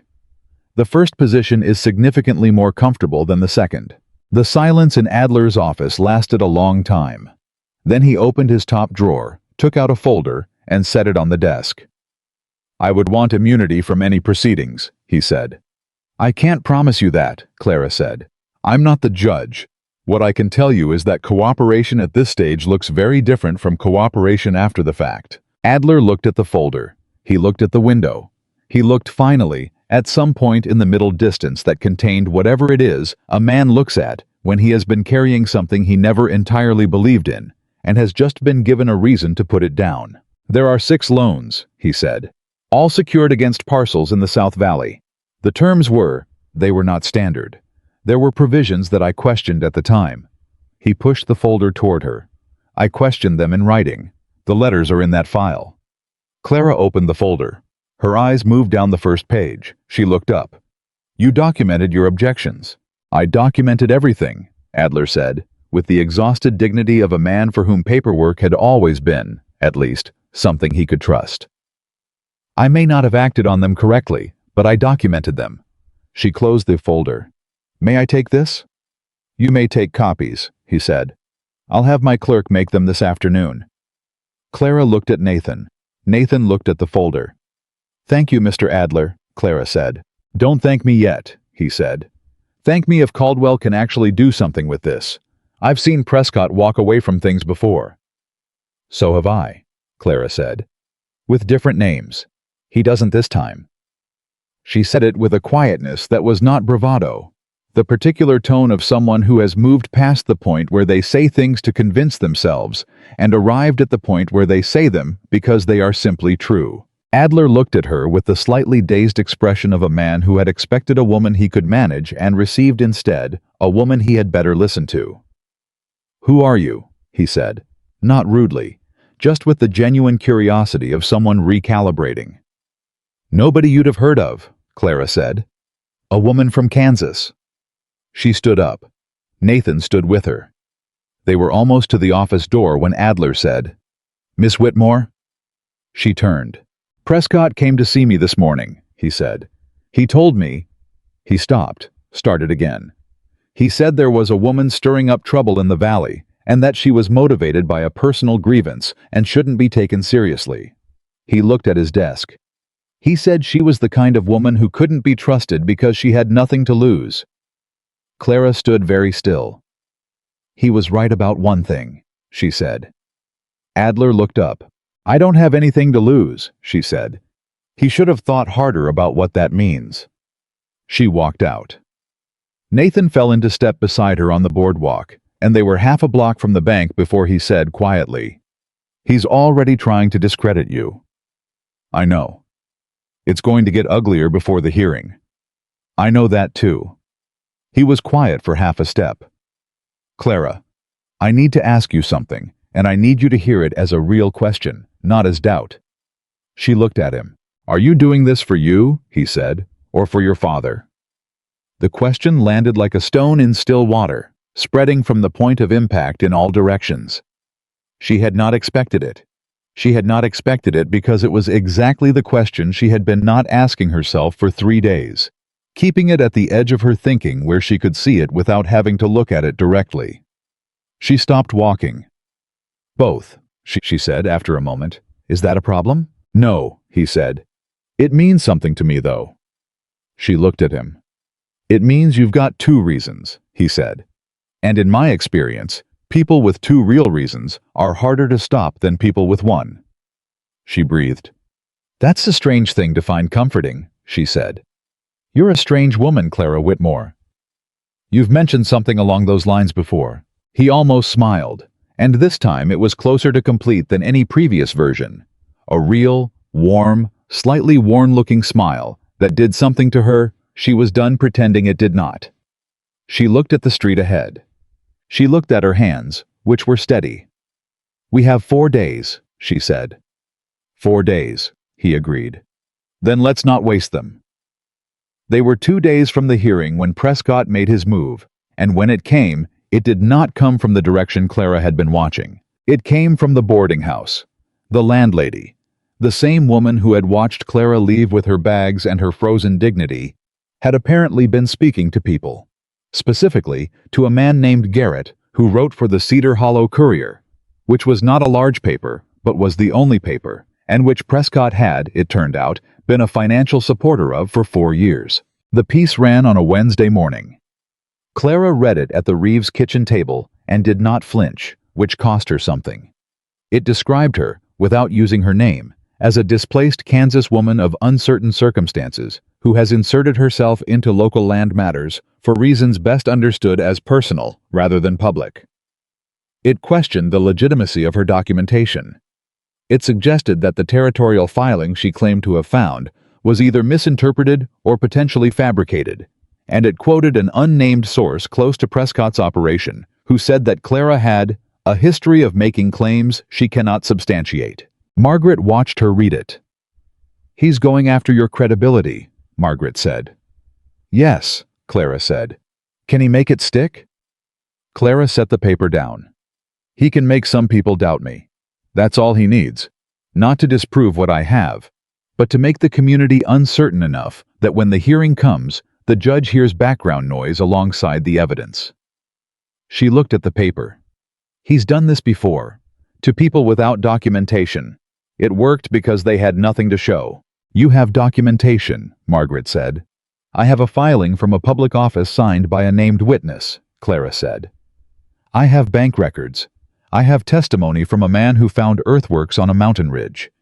She looked at her hands. "I have enough. I just need to make sure the judge sees all of it before Prescott's story fills the room." She picked up her pen and began writing the cover letter for the evidence package, the one she would hand to Judge Caldwell directly, before anyone else had a chance to introduce him to a different version of her. Nathan read the newspaper piece that evening without expression, which she had learned was his most dangerous expression. Then he put it down and looked at her with something she had not seen from him before. Not anger, but the flat, resolved quality of a person who has made a decision that is not negotiable. "I'm going to talk to Garrett," he said. "Nathan, not to threaten him," he said, "to give him the other side. He's a journalist. He's going to defend what he printed, but he published one source. If I give him Adler on record and Henry Henderson on record, he has a problem with his own professional ethics." He looked at her steadily. "Let me handle this part." She looked at him. There was something in this moment she needed to navigate carefully. The balance between being a woman who could not do everything alone and acknowledging the help she was being offered, versus the hard-learned instinct that told her the moment she let someone else carry her weight, it stopped being hers. She had built something in the past 5 days. She had built it with her own hands and her own mind and her own history. She was not willing to become the secondary character in it. "Go talk to Garrett," she said. "Tell him about the filing. Tell him about Henderson. Tell him about the bank." She held Nathan's eyes. "But tell him I am the one who found it. Tell him the story." Nathan looked at her for a moment. "I will," he said. "All of it," she said. "Including the community hall. Including what Prescott's man said about me to Adler." "Clara, if my credibility is what he's attacking," she said, "then my credibility is what we defend. And the best defense is the truth about who I am and what I did, not someone else's account of it." She looked at him directly. "People need to know that the woman who found the filing in the land office is the same woman who was laughed at in that hall 2 weeks ago. Because if they know that, they have to decide whether they were right to laugh. And that is a very uncomfortable thing to have to decide." Nathan was quiet for a moment. "You're going to turn it," he said. "The thing they used against you." "I'm going to show them what they missed," she said. "There's a difference." He held her gaze. "Go talk to Garrett," she said. Tell him I'll sit with him tomorrow morning." He went, and Clara went back to her evidence summary and added one more page. Not legal documentation, not land records, not financial instruments, but a plain and precise account of what had happened in the Cedar Hollow Community Hall on the first Saturday of November, 1884. Who was there? What was said? And what one woman had done in the 6 weeks since, with nothing but the skills her father had taught her, and the anger that had never, in 3 years, had anywhere useful to go. She wrote it clearly. She wrote it without self-pity. She wrote it the way she had been taught to write records, as a witness to facts, not an advocate for feelings. Then she folded it and put it with the rest. 2 days until Caldwell. One story finally ready to be told, and William Prescott, somewhere in his large house on the South Range, making calculations about a woman he had decided was nobody. Not yet understanding that nobody, given enough time and enough reason, could become exactly the person he should have been paying attention to all along. The morning of the hearing arrived the way important mornings always do. Ordinary on the surface, with the cold coming through the walls and the sound of wind in the eaves and coffee on the stove, as if the day had not been informed of its own significance. Clara was dressed before dawn. She had laid out her clothes the night before, with the same deliberate care she had used for the community hall 6 weeks ago, and she was aware of the symmetry. The last time she had dressed carefully for Cedar Hollow's judgment, she had stood in that hall for 30 seconds and been waved off without a question. This time she was walking into a courthouse with a federal circuit judge and 6 weeks of documented evidence and the testimony of 2 families and a banker who had finally decided that what he'd been sitting on was heavier than what he stood to lose by putting it down. She was still scared. She had stopped pretending otherwise, at least to herself. Nathan was in this kitchen when she came out, already dressed, already carrying the particular quality of readiness that he wore differently from most men. Not performative, not tense, just settled into the fact of what the day required, the way a good horse settles into its work. He looked at her when she came in, and something moved in his expression, brief and genuine. "You look like someone who's already decided how this ends," he said. "I've decided how I want it to end," she said. "That's as far as I can take it." He poured her tea without being asked. She sat down and wrapped both hands around the cup and let the warmth into her fingers, and for a moment neither of them said anything. "Robert and Margaret are meeting us there," Nathan said. "Henry too? He rode in last night. He's staying at the rooming house on 2nd Street. He paused. "He wrote 4 pages.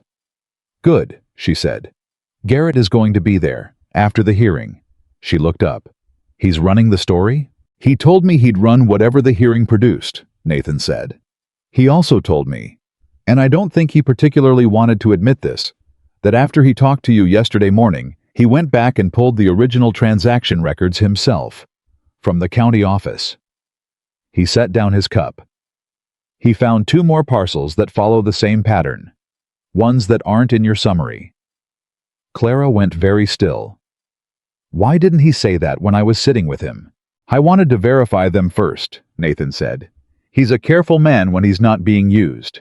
He looked at her steadily. "He said to tell you he owes you an apology for the piece that ran on Wednesday. He's putting it in writing." She breathed. "I don't need an apology." "He's giving you one anyway." She looked at her tea. "This is bigger than Prescott trying to buy the Reeves parcel," she said quietly. "Isn't it?" "It always was," Nathan said.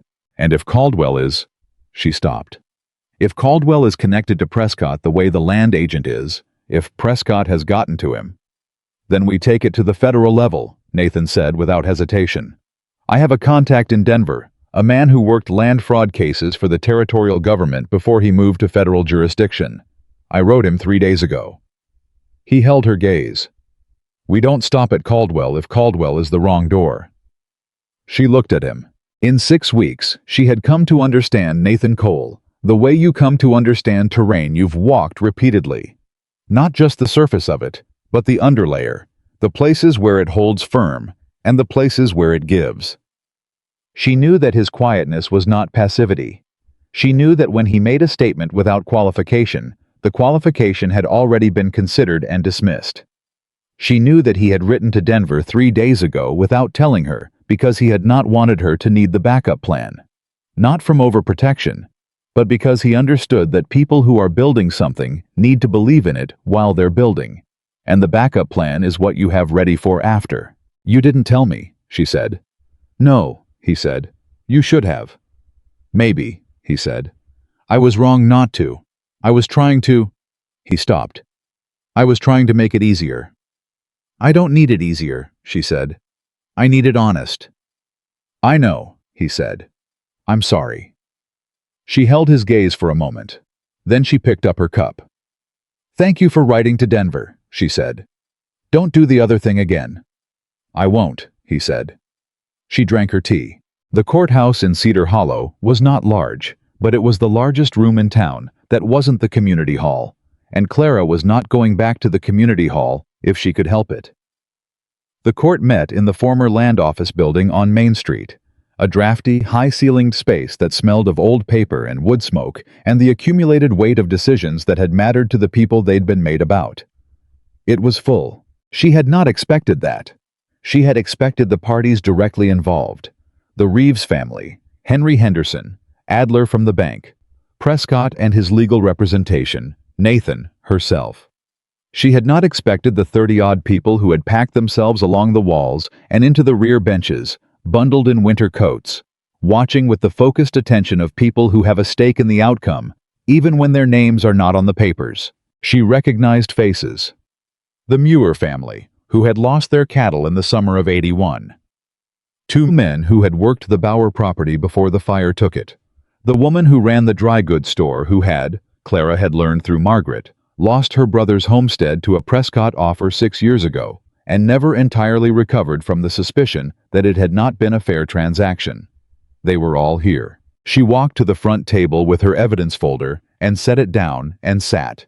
And she was aware of the eyes on her back, the way she had been aware of the eyes in the community hall 6 weeks ago. The same pressure, the same weight of collective attention. But the quality of it was different. Then it had been dismissal. Now it was something else. Something that had not yet decided what it was, watching her to find out.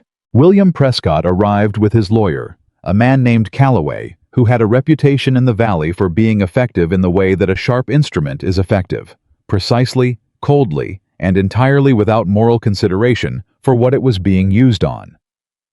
Prescott himself walked in with the ease of a man attending a proceeding he expects to manage rather than endure. He glanced at Clara, at the table, at the folder in front of her, and his expression did not change. That was the first thing she noted. He had seen the folder, and his expression had not changed, which meant he had already assessed what she had and decided it was manageable. Or he thought he had. Judge Caldwell came in at 9 o'clock exactly. How was not what Clara had expected.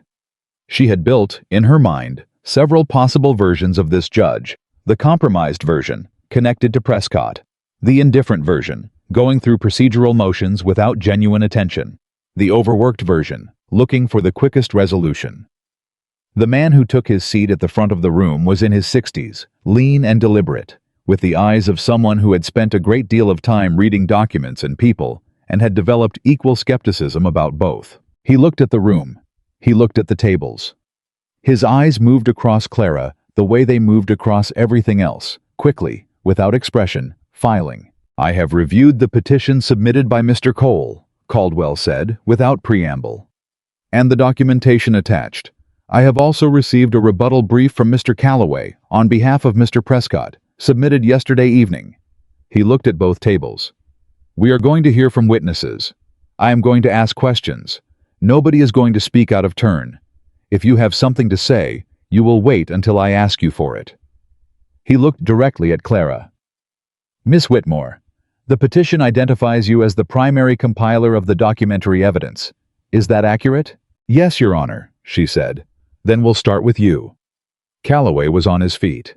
"Your Honor, I'd like to note for the record that the primary witness in this case has no professional legal standing, no established residency in this jurisdiction, and a documented personal grievance against land transaction practices that predates her arrival in Cedar Hollow." "Sit down, Mr. Calloway," Caldwell said, in a tone that had clearly been used on attorneys before, and found them manageable. I'll determine the standing of witnesses myself. That's why they send me. Calloway sat. Clara breathed. She presented the evidence in the order she had organized it. Not chronological, not the order she had found it, but the order that built the clearest picture, each piece connecting to the next, the way the links of a chain connect. The 1879 filing first, with Prescott's witness signature. Then the transaction records, parcels 1 through 6, with dates and amounts, and the hardship events that preceded each sale. Then Adler's bank records and his letters documenting his objections to the non-standard loan terms. Then Henry Henderson's written account of the earthworks on the mountain ridge. Caldwell read everything she handed him. He read it at the pace of a man who is actually reading, not performing the appearance of it, and the room was quiet in a way that felt pressurized. The specific quality of silence that accumulates when a large number of people are holding their breath. Calloway cross-examined her for 40 minutes. He tried 6 different approaches. He questioned the chain of custody for the Durango filing. He suggested that Prescott's 1879 witness signature indicated nothing more than his presence at a legal proceeding, which was not unusual for a prominent businessman of the era. He argued that the timing of the hardship events relative to the purchase offers was coincidental correlation rather than causation. He challenged Henderson's account of the earthworks as undocumented personal recollection. Clara answered every question with the evidence. Just the evidence. Not with emotion, not with the personal history she had set down in that final page of her summary, but with dates and figures and documented facts that did not change under pressure because facts do not change under pressure. That was the entire point of them. At one point, Calloway looked at her across the tables and said, with the particular condescension of a man who has decided his best tool is diminishment, "Miss Whitmore, you arrived in Cedar Hollow approximately 6 weeks ago as a stranger with no stake in this valley's affairs. Can you explain to this court why you believe your interpretation of these documents should carry more weight than that of the established businessmen who have been operating in this jurisdiction for 20 years? The room was very quiet. Clara looked at him. Because the established businessmen who have been operating in this jurisdiction for 20 years, she said steadily, are the ones whose names are on the documents. An interpretation offered by someone with nothing to gain from the outcome is a cleaner interpretation than one offered by someone whose financial position depends on a particular reading of the evidence. She held his eyes. You are asking me to justify my lack of stake in the outcome as a weakness. I'm suggesting it is the opposite. Caldwell looked at her. Something in his expression shifted, not dramatically, the way things shift in stories, but in the small, specific way of a man updating a calculation. Henry Henderson testified for 20 minutes. He was not a polished speaker, and he did not try to be. He told the truth in the way that men who have been keeping it inside for 2 years tell the truth, like releasing pressure from a vessel that has been sealed too long, with a force that was unpolished and absolutely convincing. He described the earthworks on the ridge. He described the date he found them. He described exactly what they looked like and where they were positioned relative to the mountain channel. He described his wife lying in the heat of an August that had been made artificially worse by what someone had done upstream. The room was not quiet when he finished. The quiet had given way to something low and steady, an undercurrent of sound from the people along the walls. Not disruptive, but present. The sound of a community processing information that rearranged things it had believed about itself. Robert Reeves testified. Frank Adler testified, with the carefully worded precision of a man who has calculated exactly how much truth he can offer without making himself the next problem, and who has decided that this particular calculation works out in favor of telling it. Then Calloway called his witness. She had expected this. She had thought about which direction it would come from, and she had been wrong about the specifics, but right about the shape of it. Calloway called a man named Warren, who worked for the Territorial Land Office in Durango, and Warren testified that the 1879 filing, the one with Prescott's signature, had been reviewed by his office, and that the signature could be interpreted as that of an administrative witness rather than a party with knowledge of or investment in the water rights claim. In other words, Calloway said, Mr. Prescott's presence at that filing was a routine administrative function, not evidence of advanced planning. Warren nodded. He was a small, careful man who appeared to have prepared this testimony with considerable attention to staying precisely within what he could claim without technical perjury. "Mr. Warren," Caldwell said, before Calloway could continue, "are you saying that Prescott's office regularly provided administrative witnesses for water rights filings in that period?" "It was not uncommon," Warren said. "How many such filings can you document him witnessing in the period between 1875 and 1885? Warren paused. I would need to check the records." "Miss Whitmore," Caldwell said. Clara was already opening her folder to the page she had prepared for exactly this question, because she had gone back to the Durango records after the first visit, and she had checked. She had checked because she had been taught by a methodical man to check the things that would be challenged. "1," she said. "In the 10-year period between 1875 and 1885, there is one recorded instance of Prescott's name appearing as a witness on a water rights filing in this section of the territory. The 1879 filing for the Southern Cedar Hollow watershed." She looked at Caldwell. "If it were a routine administrative function, Your Honor, the pattern would look different." Warren looked at his hands. Caldwell wrote something on the paper in front of him. Calloway said, "Your Honor." "I said nobody speaks out of turn," Caldwell said. Calloway closed his mouth. The room let out a collective breath that was almost audible. Prescott, at the defense table, was very still. Clara had been watching him throughout the hearing with the peripheral attention she had developed during the year she spent reconstructing her family's destruction, watching for the thing that happened to a man's composure when the evidence accumulated past the point where he could hold his story together. She had seen it happen to Gerald Holt's associate in a Kansas courtroom, the one time she had gotten far enough to watch it in person before the case collapsed. She saw it happen to Prescott now. It was not dramatic. He did not break. Men like Prescott did not break in public rooms. They were too disciplined, too practiced at keeping the surface intact. But there was a shift in the set of his jaw, a fraction of a degree, and his hands on the table changed from relaxed to controlled, which was different, and Clara saw it because she had been looking for it. He knew. He knew that the evidence was past the point where Calloway's framing could contain it, and he was sitting in a room full of people who were also understanding that, in real time, and the position he had occupied in this valley for 20 years was making a sound like timber under too much weight. Caldwell called a recess of 40 minutes. Clara sat at the front table and did not move. She was aware that the room was loud behind her, that conversations she could not fully hear were happening at a volume and intensity that told her the community was doing what communities do when the story they've been living inside starts to look different. Arguing about what it meant, who had known, who should have done something sooner. Nathan sat beside her. Not close enough to be obtrusive. Close enough to be present. "You did everything you could do," he said quietly. "I know," she said. "That's all you can ever do." "I know that too." She looked at her folder.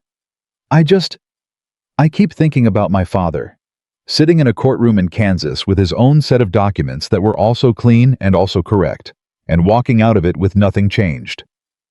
Nathan was quiet for a moment. "Your father didn't have the 1879 filing," he said. "No," she said.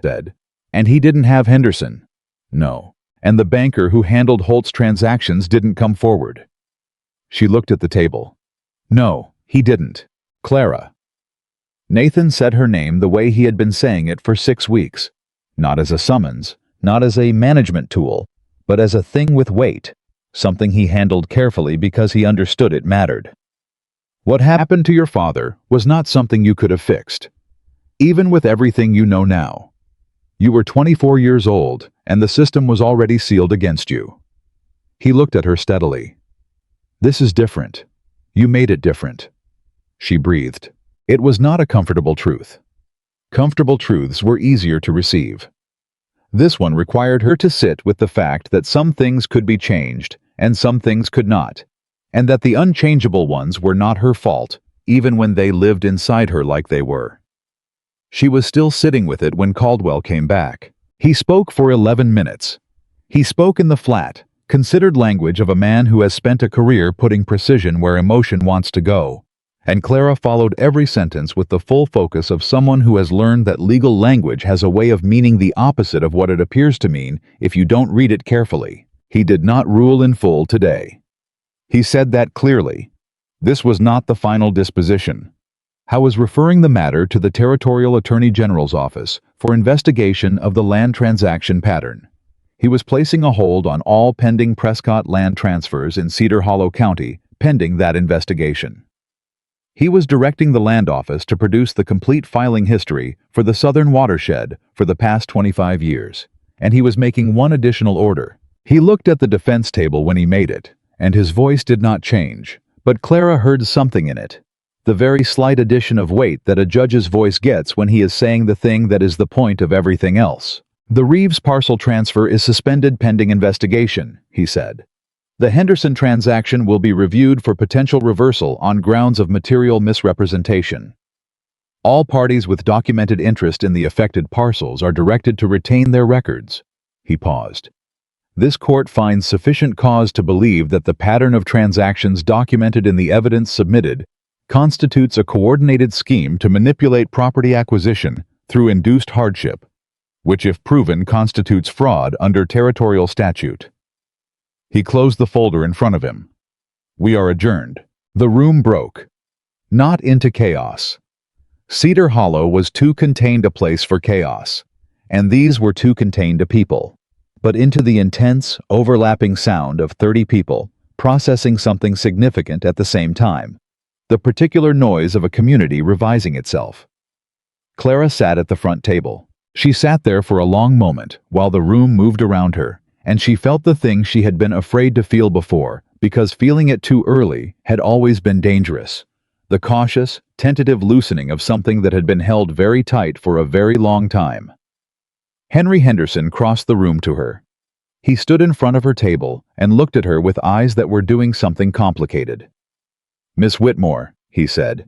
Clara, she said. She was going to keep saying it until it stuck. Clara. His voice broke, just slightly, on the second syllable. He recovered it.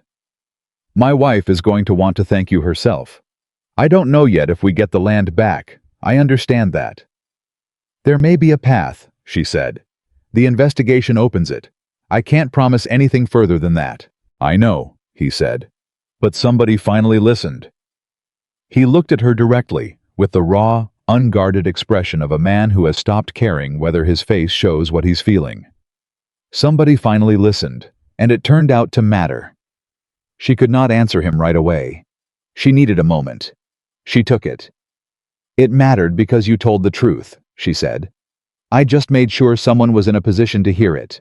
He nodded once, and he did not trust himself to say anything further, and he did not need to. Prescott left the courthouse while Caldwell was still speaking to his clerk, and he left the way powerful men leave rooms that have stopped going their direction. With his coat buttoned, and his face arranged, and his lawyer at his elbow, the performance of dignity intact, even when the thing it was performing for was no longer present. Clara watched him go and felt nothing that surprised her. She had learned, in Kansas, that men who did what Prescott had done were not transformed by exposure. They were redirected. Containment was the best you could hope for, most of the time. This time, she thought, the containment was going to hold. Garrett from the Courier found her on the courthouse steps. He was a man in his 40s who had the look of someone who had made one wrong call and was still carrying the discomfort of it, which was, Clara thought, the appropriate response to making a wrong call. I owe you an apology, he said, straight out, without the elaborate preamble that apologies sometimes arrive in when the person giving them is still partially invested in their original position. The piece I ran on Wednesday was based on one source I didn't verify well enough. I knew Prescott had a financial relationship with the paper. I should have let that make me more careful, not less. Yes, Clara said. You should have. He looked at her. She did not soften it for him. He had come for an honest apology, which meant he deserved honest receipt. Will you sit with me this afternoon? He said. For the full story. She looked at him. I'll sit with you for the full story on the condition that you tell it accurately, all of it, including the community hall. He blinked. The marriage event?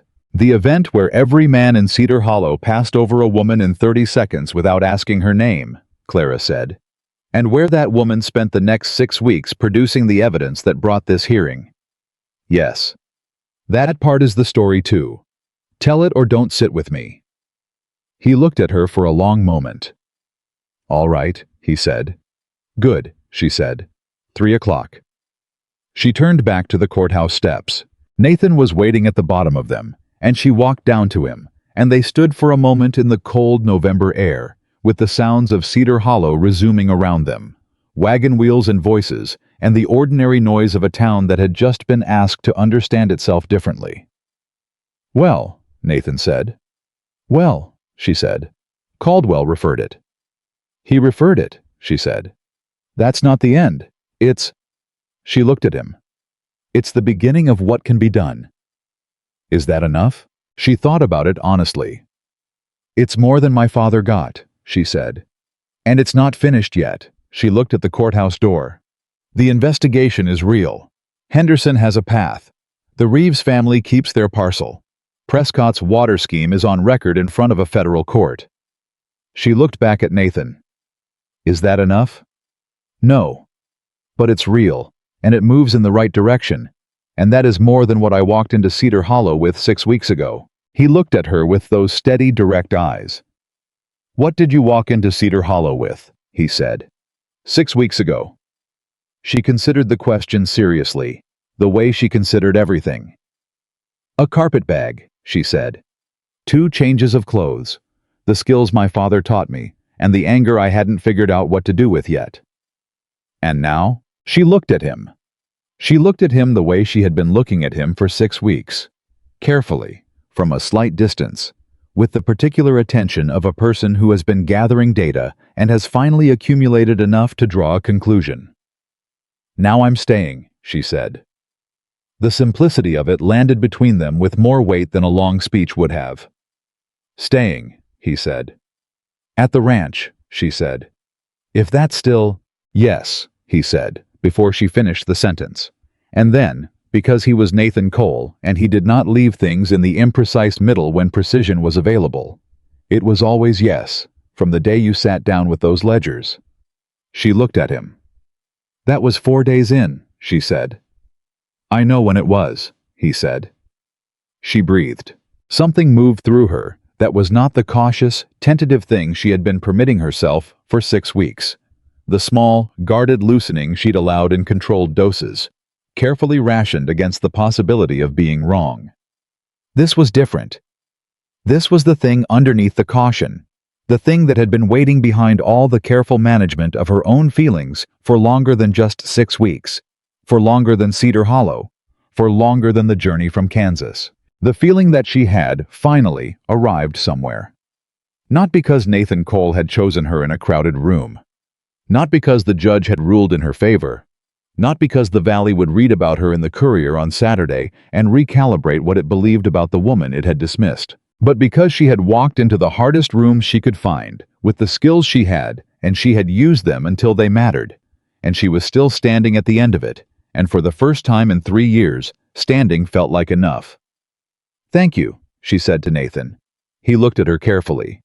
For what, specifically? For walking across that room, she said. Not to rescue me. For walking across that room because you thought I was worth knowing.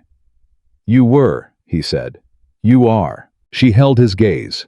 Then she picked up her folder and tucked it under her arm and looked at the street in front of her. At Cedar Hollow, which had laughed at her and underestimated her, and was going to spend the next several years understanding the cost of both. And she walked forward into it. Nathan fell into step beside her. Not behind her. Not in front of her. Beside her. And that, in the end, was the whole of it.